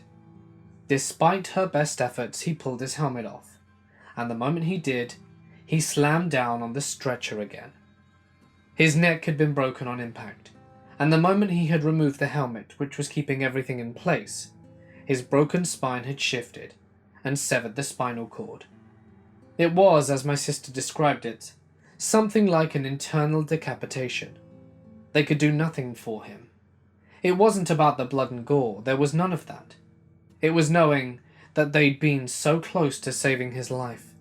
They were outside the hospital. All they had to do was to get him to keep his helmet on, and she failed. Despite the fact it wasn't her fault, I saw what it did to her, and it wasn't funny. Sometimes it's not the bloody things that mess up a person, but the quiet failures. I am a firefighter. This is the story of how I responded to a call involving the Antichrist. I was just getting off work when a call goes out across dispatch, saying there was a possible overdose and that we needed to respond. When we get to the scene, I note nothing out of the ordinary. until we enter the home. After asking where the patient is, we're escorted to a back room, where a man exiting is rebuttoning his pants. We enter the room to a sheriff's deputy detaining a petite naked woman who had attempted to jump out of a window and had shat herself. She had flung both blood and shit everywhere. She tells her mother, the owner of the home that's been very helpful, that she has a parasite inside her and that she doesn't blame her mother for letting her father sexually assault both of them. The paramedics then enter the scene and attempt to administer sedatives via IV to calm this woman down, who claimed the only drug she's on is Prozac and a little weed. The most memorable moment came next. In the moment that the deputy released her hand to the paramedics to administer the IV, the patient then slides her entire hand into her rectum. She then begins to spasm violently and tells us if we don't stop being racist, she'll smite us because she is the Antichrist. It all ended when I was given a second pair of handcuffs to bind her ankles. I was in the metaphorical blast zone of the Antichrist's arse, and therefore terrified for my life. All went well, thankfully, and I was spared the brown death. I was then called back to the paramedics to handle her, and to this day, I've never dealt with anyone quite like the Antichrist. I've seen a lot of stuff. There was a lady with open sores, full of maggots. A guy on PCP jump out of this story apartment building holding a 2-year-old kid. A woman poured gasoline on herself and burned to death. A guy getting decapitated in a Jeep wreck, going the wrong way on the interstate. A crapload of shooting deaths. A 9-person shooting. A guy throwing a 1-year-old. Might be the creepiest though. We didn't know what happened when we showed up. We started doing CPR, and the 1-year-old had an identical twin in the room watching us. That was pretty messed up. I saw a guy jump out of a 9-story window. He didn't bounce. Burned up people and dead kids are always my least favorite. I was a lifeguard and was at a swim and meet 6 years ago. Kids are allowed in the shallow end, but people are racing, so most are watching the main pool area. A kid of 3 to 4 in the pool starts crying because they're cold and wants to get out. No parents are coming to the kid's aid, and my colleagues notice and takes a running dive into the 2-foot pool. That didn't turn out well. Me and a bunch of other lifeguards jump in, feet first, and turn her over and lift her enough so her face is above the water. She's semi-conscious, babbling about the kid, and her dive, and she's swimming over to him now. Nothing is moving. So we have about 6 people there holding her as steady and as still as possible. 2 more bring the backboard, which we move under her, bringing her up to meet her, and then strap her in before taking her out of the pool and drying her off. EMTs arrive soon after and take her to the hospital. I really don't remember the rest of the evening. Last I recall, she had months of PT in order to have a possibility of having movement again. Parents, watch your damn kids. One that sticks out to me, and I remember frequently, was a few years back, when we were dispatched to a Pizza Hut for a self-inflicted gunshot wound. When we arrived, I immediately assumed we were seeing a dead on arrival, as the entire maxillary and navel cavity were blown out. As I get near the patient, a 21-year-old male, I see the slightest rise and fall in his chest, and there was a really thready pulse. So we ended up having to crick him out because of his totally obstructed airways. The crazy part was later learning that there was a security video of this kid, who was a cashier at the Pizza Hut, exchanging money with a customer for pizza, then reaching under the counter into a bag, pulling out a handgun and placing it under his chin and pulling the trigger. The frame rate of the video was slow, but you could still see the shock of the customer, as he just stood there frozen for over a minute. He died in surgery at the level 1 trauma downtown that I also happened to tech at. I was on the scene of a murder and a car accident. The murder was by far the worst. I was in high school and had skipped maths class and was hanging out with some friends outside when we heard an altercation break out across the field. I turned just in time to see a guy get stabbed to death by his former son-in-law. The total number of stab wounds was 17. He bled out quickly, but it was agonizing. Hearing him scream, then kind of just accept the fact, most likely from shock, then to unconscious. I couldn't perform CPR when he passed out due to the cut artery. I just had to stand over him and watch him die. That one stuck with me for a long time, and I used to have recurring nightmares because of it. The second incident, the car accident. The guy tried to cross a busy intersection on a red, and a car went through the light. I had just stopped in to tab out a pack of smokes and shoot the ship for a second. Wasn't the first responder that time though. The amount of blood that can come out of your head is, well, a lot. Didn't bother me much when it happened, but the sight of blood kicked back some old memories of the stabbing. I worked in the coroner's office for a while. I went to a car accident, family of 5 crash. Nobody was wearing their seatbelt. Newborn baby was dead. 7-year-old was dead. 9-year-old was dead. Mum was dead, and Dad survived, but he was drunk. He went 60 miles an hour downhill in a 35 and went headfirst into a tree. The floor of the car was a couple of inches deep in blood. The second one was a couple of teen brothers who were dealing meth for the Chinese and were caught stealing. Both hung from the same tree, rolling on a pristine forest on a beautiful day. To see a couple of decomposing bodies swinging was surreal. One day, my dad was pulling a priority medical response. Basically, you get a department vehicle with medical supplies and go straight to the scene from your house. Shift from our volunteer department. These junkie parents were smoking crack on their front lawn with their toddler by them and decided they should get in the car and leave. At the same time, the kid rode behind the car on her bike and got run over. My dad hasn't really talked about it that much to me, but from what he's told me is that she died in his arms. He's never looked at me in the same way since that day. I've been a cop since I was 22 years old. I graduated at the top of my class, and I aced all of my exams. As soon as the last sergeant had shaken my hand at graduation, I had a job offer, and I eagerly agreed to fly across the country just so I would be seen as dependable. Even so, nothing that they could have taught me in training would have prepared me for the horror that can stem from living in Vermont. If the freezing temperatures or black bears don't kill you, then there's plenty of other things that will. When I first agreed to take the job as an assistant trainer at the state police barracks in Newport, I thought that it would all be pretty green mountains and delicious maple syrup. But I was wrong.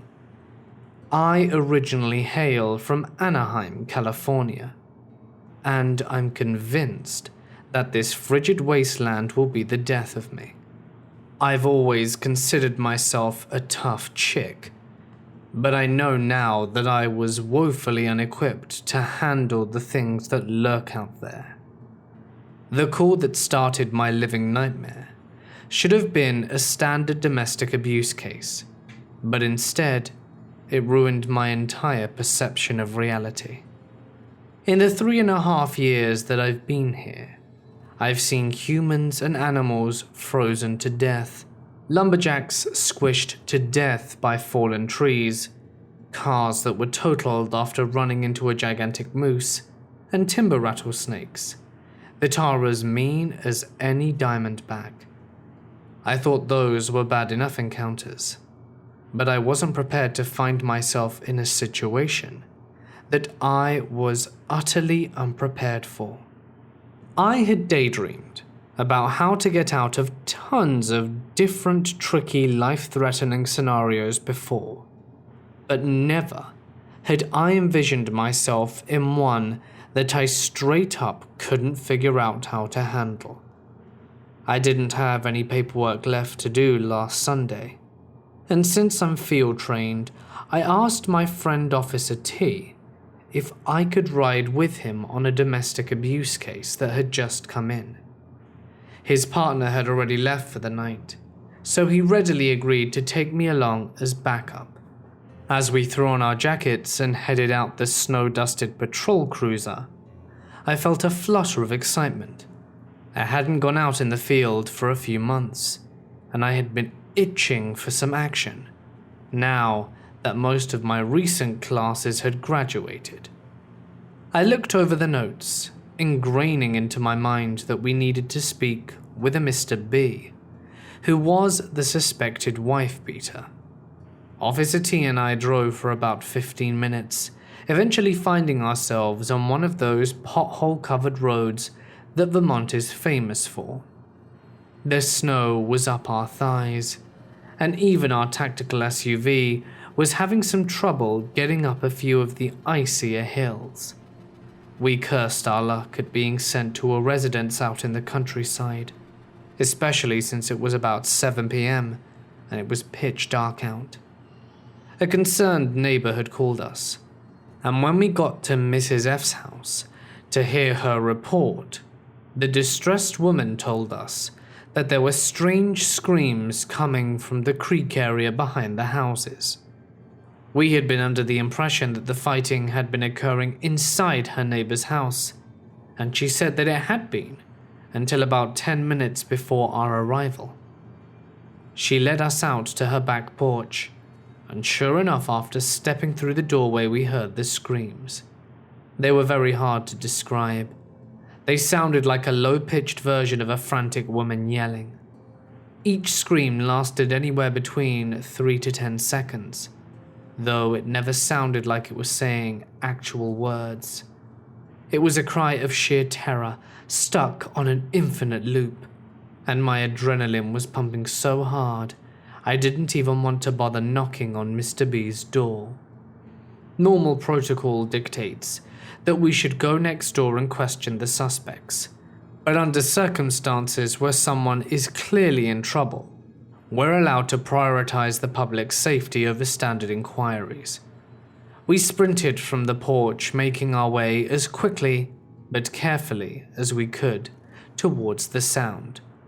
Officer T and I heard 2 more screams, which were getting louder as we approached the creek. We were both getting a little unnerved. As we made our way into the woods, we quietly discussed if it could be an animal. The screams of a mountain lion can sound just like those of a distressed woman, and our little flashlights weren't doing much to illuminate the shadow-filled forest. We were finally approaching the creek bed, and we hadn't heard a scream for about 5 minutes. We had begun calling out for somebody to come forward if they were there, or to help lead us to them, but there was no more sound. I began checking for footprints, and there were only ours, and something that looked vaguely deer-like. The powdered snow that we were kicking up was causing a fine sheen of mist-like coverage, but even so, we did a thorough sweep of the area, and hadn't seen any signs of blood or a struggle. Officer T and I were just about to turn back and head for the car, when the air around us erupted into a cacophony of shouting, screaming, and savage howling. We were both startled, and I could see my confusion echoed in his face. I opened my mouth to make sure that he was experiencing the same crazy phenomenon that I was. And then, we heard an exact copy of this scream from where we were on the porch. It came from directly behind us, but there was nothing there but an open clearing. Officer T resolutely marched into the woods on the opposite side of the clearing to investigate, and then there was another chunk of silence for several minutes. I didn't even hear his footsteps crunch, and I was starting to get anxious. About 10 minutes later, he emerged from a different direction, and for a split second, I thought I saw his eyes shine red in the beam of my flashlight. I dismissed the thought, knowing that the glint of snow off the light was playing tricks on me. Officer T beckoned me over, but I told him that we needed to get out of there. He looked almost angry for a moment. Then, he crossed the clearing to me. I watched with unease as he plowed awkwardly through the snow, stumbling like he had been drinking. I was about to ask what was wrong with him when an odd cry came from our right, and I nearly screamed out loud. That was the last straw for me. I grabbed Officer T's arms and all, but I dragged him through the snow, keeping a firm grip on his bicep so that he wouldn't stumble again. I was about 60 pounds lighter than him, but my adrenaline was pumping so strongly that I was able to get through the snow and up the hill like it was nothing. Just as we got halfway up to the house, the scream came once again. It was so loud that it seemed to be right next to me, and I frantically shone my flashlight around. There was nothing. In that glacial Vermont forest, there was no glinting of animal eyes, no rustling of bushes, no sound of footfalls, just tense silence. As I frantically traced our steps back to the house, a desperate wail sliced through the air. And it almost sounded like my name. It lasted for about 10 seconds straight, and it was much louder than before. By this time, I was terrified, but I kept my wits about me enough to stop and tell Mrs. F to call us if anything else occurred. She never did call again, and I got us out of there as fast as the cruiser would safely go. I still don't know what was in those woods, but even as an avid outdoors woman, I know no animal makes that kind of wail. One thing in particular which still gives me shivers is how completely silent between the screams it was. That might not seem odd, but during the harsh winters in Vermont, there's still always some type of ambient sound when you're in a forest, even if it's just the lonesome cries of non-migratory crows, or the wind causing bare branches to rub together. There's always something. That night though, even back by Mrs. F's house, away from the source of the wailing, there was no sound. Whenever I bring this up, Officer T just says the same cryptic sentence, and he tells me I should be glad we got out of there alive, because the danger was closer than I knew. I'm going to be honest, I'm a bit of a grumpy tomboy, and I never imagined that I would end up with a would-be stalker, especially not with the career I chose. I was a forensic death investigator. Forensic police officers that generally work with the DA's office and/or the medical examiner's office that look into cases of suspicious deaths, homicides, suicides, and accidents. Occasionally, I'd run into people who had a passing interest in what I did because they'd seen CSI or Law and Order a few times. No big deal, right? Wrong. So very, very wrong. It started with a homicide scene I'd been called to at an ungodly hour in the morning, when Mr. Fanboy showed up. He was around his late 30s to early 40s, average height and modestly fit, chattering away with some of the poor unis guarding the scene. Not a big deal. It happens because most people are curious, but then he whips out a camera and starts snapping a few pictures. At that point, I figured he was a really nosy, tone-deaf journalist, and decided to give him a polite lecture on how inappropriate it was to take photos of a crime scene, especially when we were getting ready to move the deceased's body. I deleted the pics and sent him on his way, and figured that I'd never see him again. But no! He pops up again a week later at another questionable scene.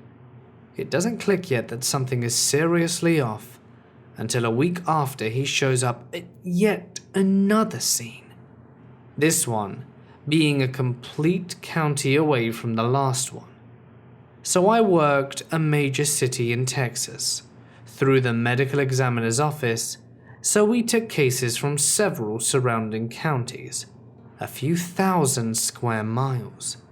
So it was odd that this guy would show up at a rather standard scene on the outer edge of our covered area, even if he was press. I mention it to some co-workers when I get the chance, and they've noticed him hanging around some of their scenes as well. When he showed up again, me and a uniformed officer shake him down and see who the hell he is and why he's got a major hard-on for rubbernecking crime scenes. I'm used to rubberneckers. I get it, people are curious and sometimes a bit morbid when something happens nearby. Once the excitement and newness wears off, they go on about their business. Mr. Fanboy doesn't have a criminal record, not like even speeding or parking tickets. So my superior had a talk with him. Basically explained that he was making everyone nervous, and it looked really shady to just start hanging out at crime scenes. So he disappeared for a couple of weeks, before switching to a new tactic. If he can't hang around the crime scenes, why not hang around the investigators? But of course, only the female ones. Fanboy shows up at one of my favorite dive bars that I frequent because it was near my home, over 30 miles from where I work. I'm a 5'7" woman who doesn't look imposing in the least. My co-workers used to tease me that I looked like I was a kid playing dress up in my uniform. Like most women, I tried to be polite with the guy, who at the time was about 20 years my senior, but declined any offer for a drink. He doesn't take the hint and chats me up with some of the creepiest shit I've ever heard. What's the worst crime scene you've investigated? Have you ever worked on a case where the victim was dismembered? Do you think any murder cases are really about power dynamics and not sexually motivated? So I creep the hell out. Those are things I don't want to talk about with the therapist, much less with a dude who's giving me some seriously murdery vibes. I completely shut him down. I'm not even trying to be polite, and he seems to be a little put off, but not even apologetic in the least. I went home, put my service weapon back on, and called my supervisor to give them a heads up and start a paper trail for the RO. He was served with a cease and desist, and a few days later, I figured that the threat of an RO and trouble with the police would deter him from escalating any further. Not even 24 hours after the cease and desist, he is back to shadowing crime scenes like it's going out of style. At another female investigator's scene, he's getting into an altercation with one of the uniformed officers. He gets slammed with trespassing, obstruction, and a few other charges, but since he has no record, he's let out on bail, and shows up at a scene I'm working on not 3 days later. We get into a scuffle after he breaks one of my guy's noses to get onto the scene. He's not as strong as he looks, but I still ended up with a black eye. He looked worse by the time my partner and I finally get him cuffed. An investigation is opened, and turned up a police scanner and a lot of creepy journals in his car, as well as notes on where I lived and worked, along with info on one of the other female investigators. From what I heard through the grapevine, his mother's house where he was living was creepy as hell.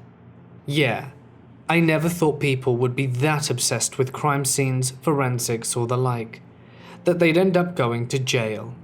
But here we are. I'm also very aware that he probably had a lot of unsavory things planned for me and or one of my co-workers, which still makes my skin crawl to this day. So creepy forensic fanboy, who was also probably a Dexter wannabe who watched way too much CSI and Bones, if you ever get out of prison, let's not meet again. I was 21 and recently became a police officer, and was also recently dumped. So my friend suggested Tinder. As a 21-year-old and new cop, I had the I'm invincible and I can take on anyone mentality. I matched with a very good-looking out-of-my-league female. We chatted and eventually set up a date to meet. She said she had a great open field to look at stars and hang out, and we could meet up at her house. So the night came, and I was excited, and she seemed to be excited when I picked her up. She guided me to the field, and it looked nice. Open space, woods, deer, and other wildlife. In the field, I noticed really dim headlights in the distance. Then, the van started driving towards us and pulled up right in front of us, almost close enough to block me from going forward. I told her to stay in the car and that I would go say hi. I grabbed my flashlight, the one I had in the car, and walked up. In the front driver's side of the van, there was a decently sized man. I asked him what was going on, and if he could back up a little bit. He was very polite. He said that he was the owner of the property, and said that he didn't mean to scare us.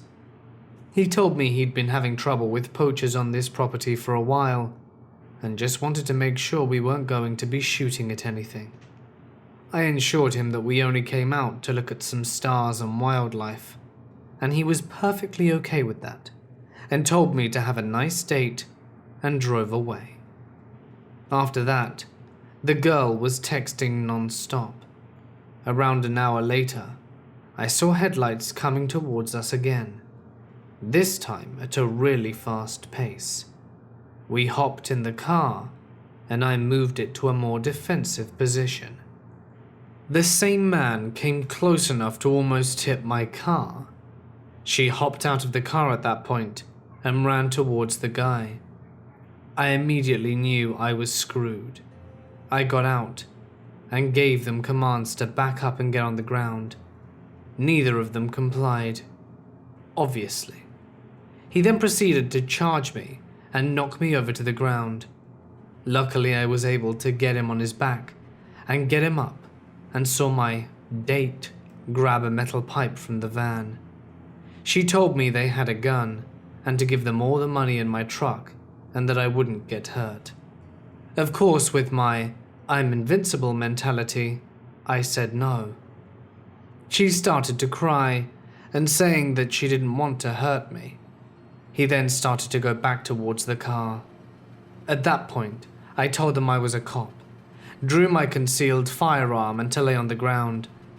After a moment of shock from all of us, they complied. I was able to call 911, tell them my name and badge number, and that I had two at gunpoint and needed backup immediately. I gave our dispatcher the best directions I could to this field while on the phone. They both fled. Again, stupid young cop mentality. I chased him for about 30 seconds and heard 3 loud pops and saw muzzle flash.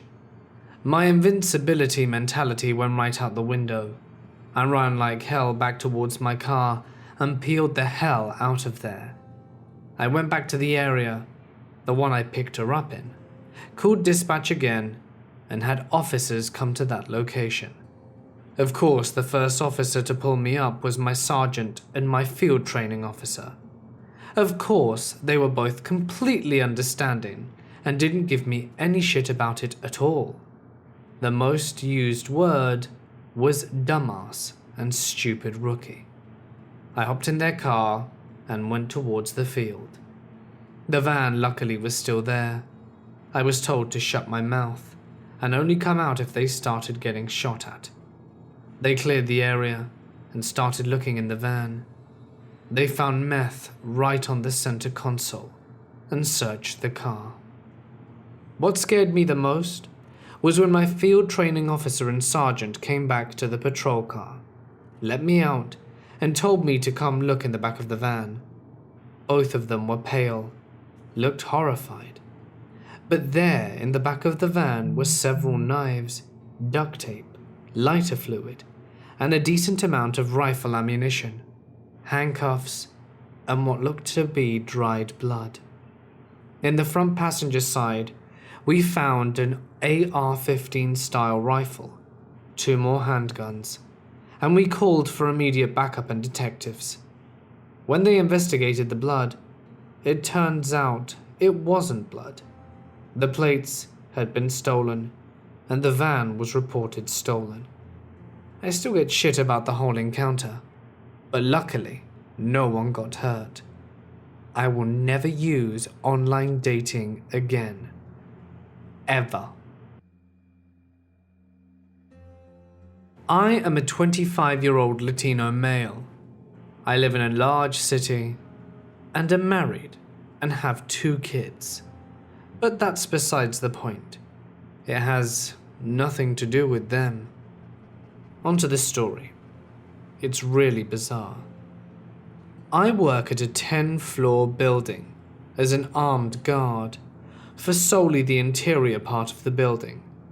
I only stay inside because we have other guards at the main entrance that check people in, so I only monitor cameras and conduct patrols whenever I want to by the hour. It's really boring most of the time, which brings me to Reddit, lurking. Anyway, some of the floors in the building are occasionally blocked off for renovations. The floor is either completely demolished, or if it's being completely empty, means that it's my favorite places to go while I'm patrolling. Because no one's allowed to be on those floors except security, contractors, renovations, or the janitors. I leave to do my usual patrols, but before I decide that I need to go to the bathroom. But when I do, the men's room is completely full. So I have my most bright idea.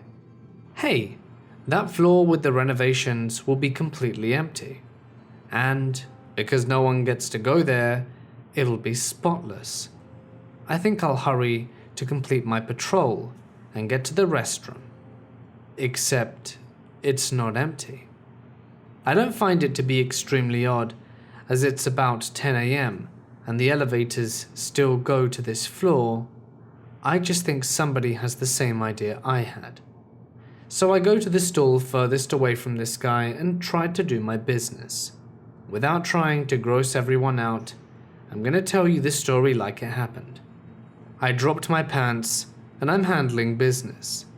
And as soon as I do, this guy is whispering shit all creepy like.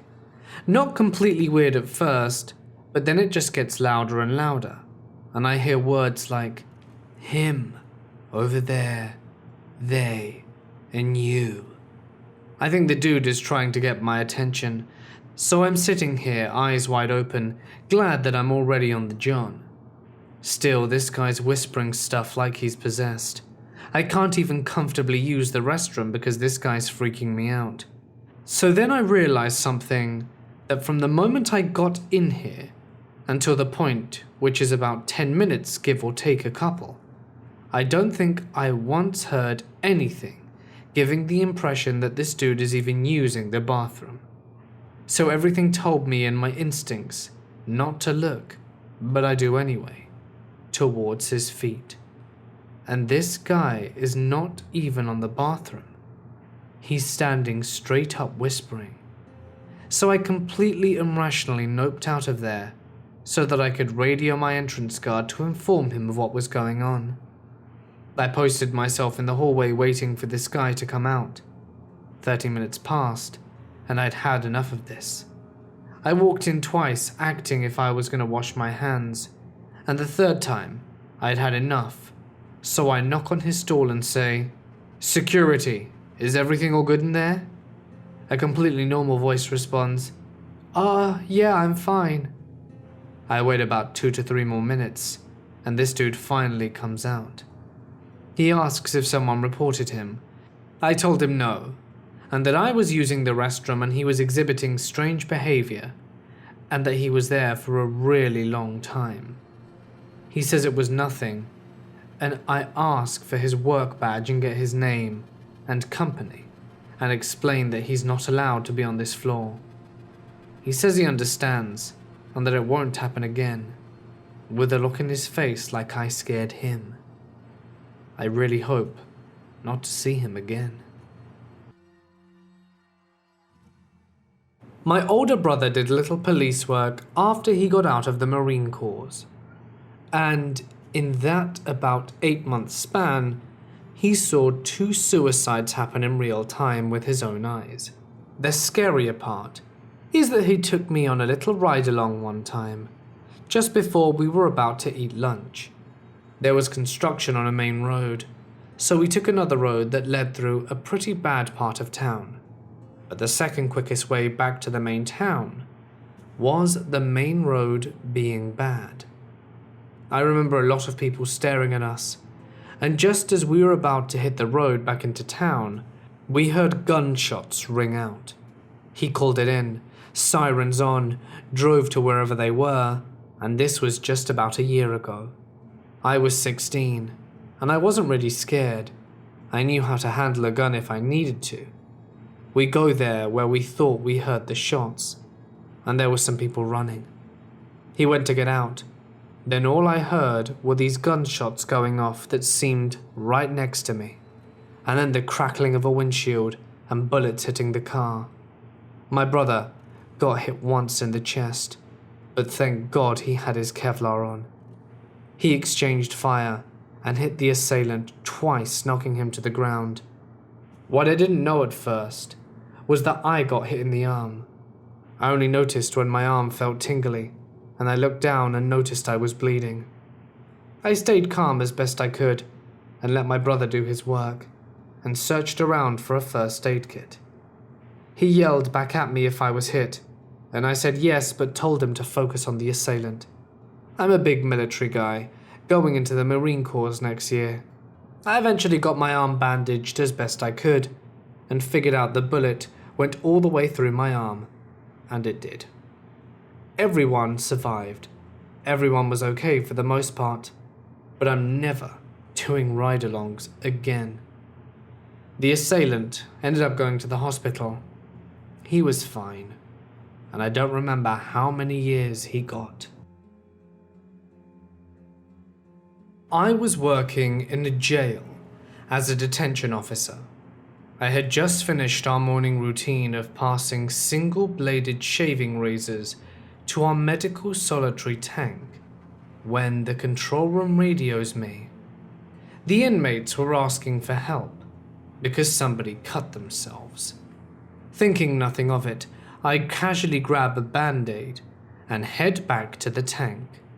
Once back at the tank, I roll the door and enter the tank.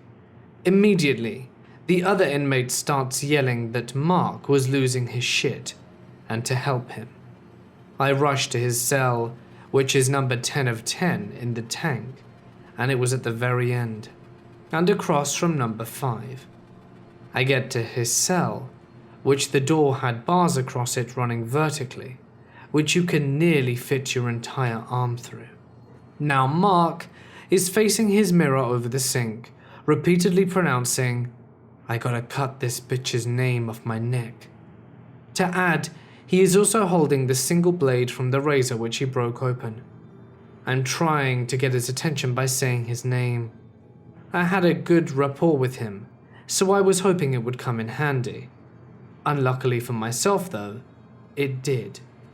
Mark turns around, blade in hand, makes eye contact with me, and in a single fluid motion, he slices himself from the left ear down to the middle of his throat, all while stating, "I gotta get this name off my neck." Due to the location of the cut, and having nicked his carotid artery, I got hit across the face with arterial spray, which then proceeded to spray all over the walls of his cell as well. After being in shock for a moment as to what happened, I regained my sense and called for backup and called for an ambulance for suicide attempt, even though I fully believe he just wanted his ex's name off his neck. To short it up, now my help arrives. We wrestle Mark to the ground and remove the blade from his grasp and apply pressure to his neck while waiting for the paramedics to get there. Mark gets sent to the North Texas State Hospital of Vernon for the criminally insane, arrives back to jail a few weeks later, and attempts to do the same thing 2 more times. Still has his life, lucky enough for him. A few weeks after, when Mark finally got back on his meds and things were under control, he called me back to his new cell. This time it was to apologize for getting blood on me and to thank me for saving his life. He also wanted to let me know that on a personal level, that he had hepatitis C. He said he was honestly worried that he'd ruined the man's life who'd saved him. I'd already gotten tested, and thankfully, I'm hepatitis C free. But I deeply appreciated the concern that he showed at that point. For him to say that, I really must have meant something. I worked as a crime reporter in the New York City area circa 2010. I had a few very memorable nights. First night out, a guy had committed suicide by jumping off a 30-ish story building. Landed headfirst near a playground, luckily at night, and it was a mess. I teamed up with a local newspaper guy, as I was TV, to collect facts. I was full of adrenaline, running around like crazy. The newspaper guy was a veteran of this, and after 20 or so minutes he came back and said he left a note. He was depressed about losing his custody of his kids. He was just a waiter though, nobody important. I can't blame the other reporter in hindsight. You've got to be callous to do the job, and I quit less than a year later. Another thing I witnessed was suicide by the subway. The body was in separate pieces and was taken out in 3 bags. There was a woman who was burned to death in her apartment. Her upper torso literally looked like charred barbecue chicken. She was alive. They wheeled her out. The sound she made struggling to breathe was terrible. To end on a positive note though, I responded to a shooting outside of a barbershop. Tons of cops and a few detectives. We, as in the newspaper guy and I, get our shots. Shell casings, emergency vehicles, street signs, the works. And then a civilian comes up to us and says, "Hey, there are a few drops of blood on the sidewalk over there." I tell a patrolman and point out the spot. In no uncertain terms, he calls me an idiot for showing him a ketchup splotch on the sidewalk.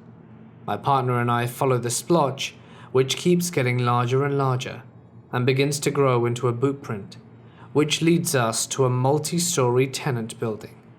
The elevator floor is covered with blood, and the elevator is out of order. It's a hot day, so my partner and I look at each other and resign ourselves to hauling ass up the stairs.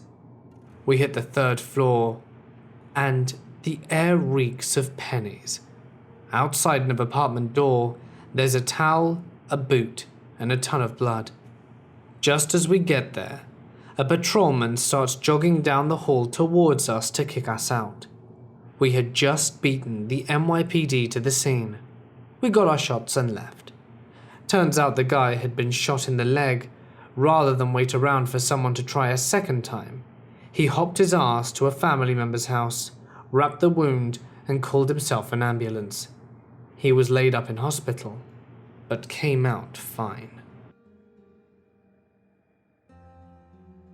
I live in the UK, and we got a call to say a guy had been arrested in the early hours for going equipped for theft, and his mother had been into the station to ask about the kids. What kids?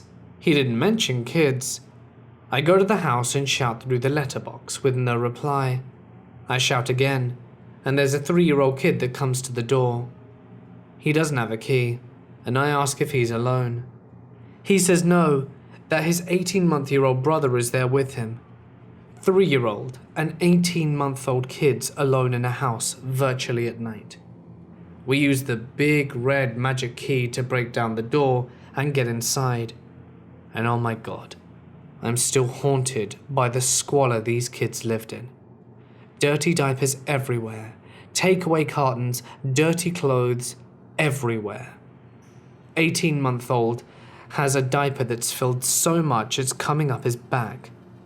We get the grandmother to come and collect them, and as we do, I'm looking for a cup to get them a drink and a bit of bread for toast as they've not eaten.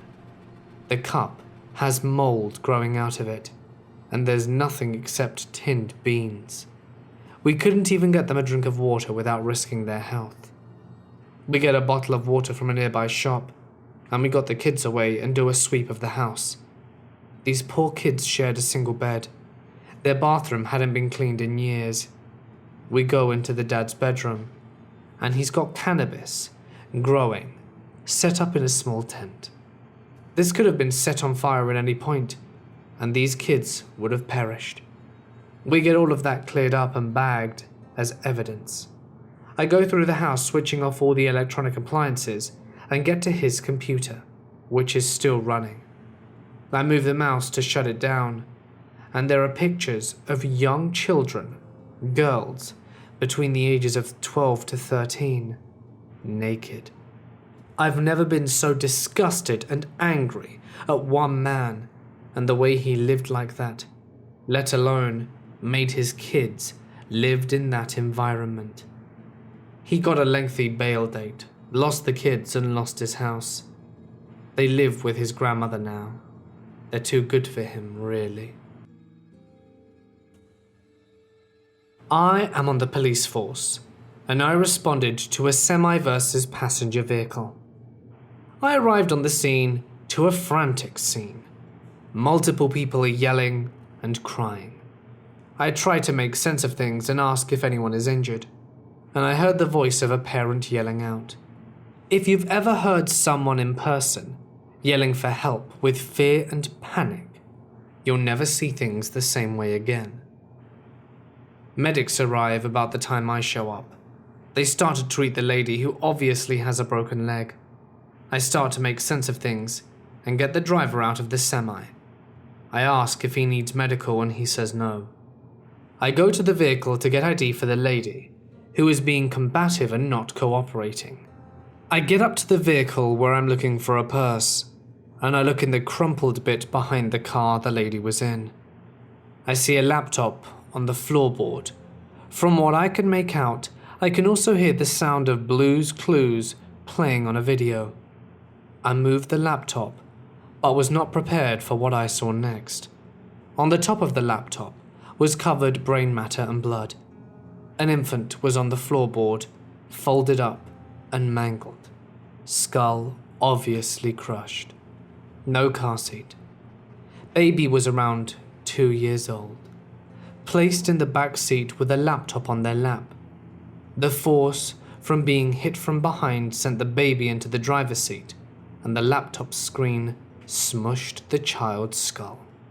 I have 100% written child restraint law citations since then.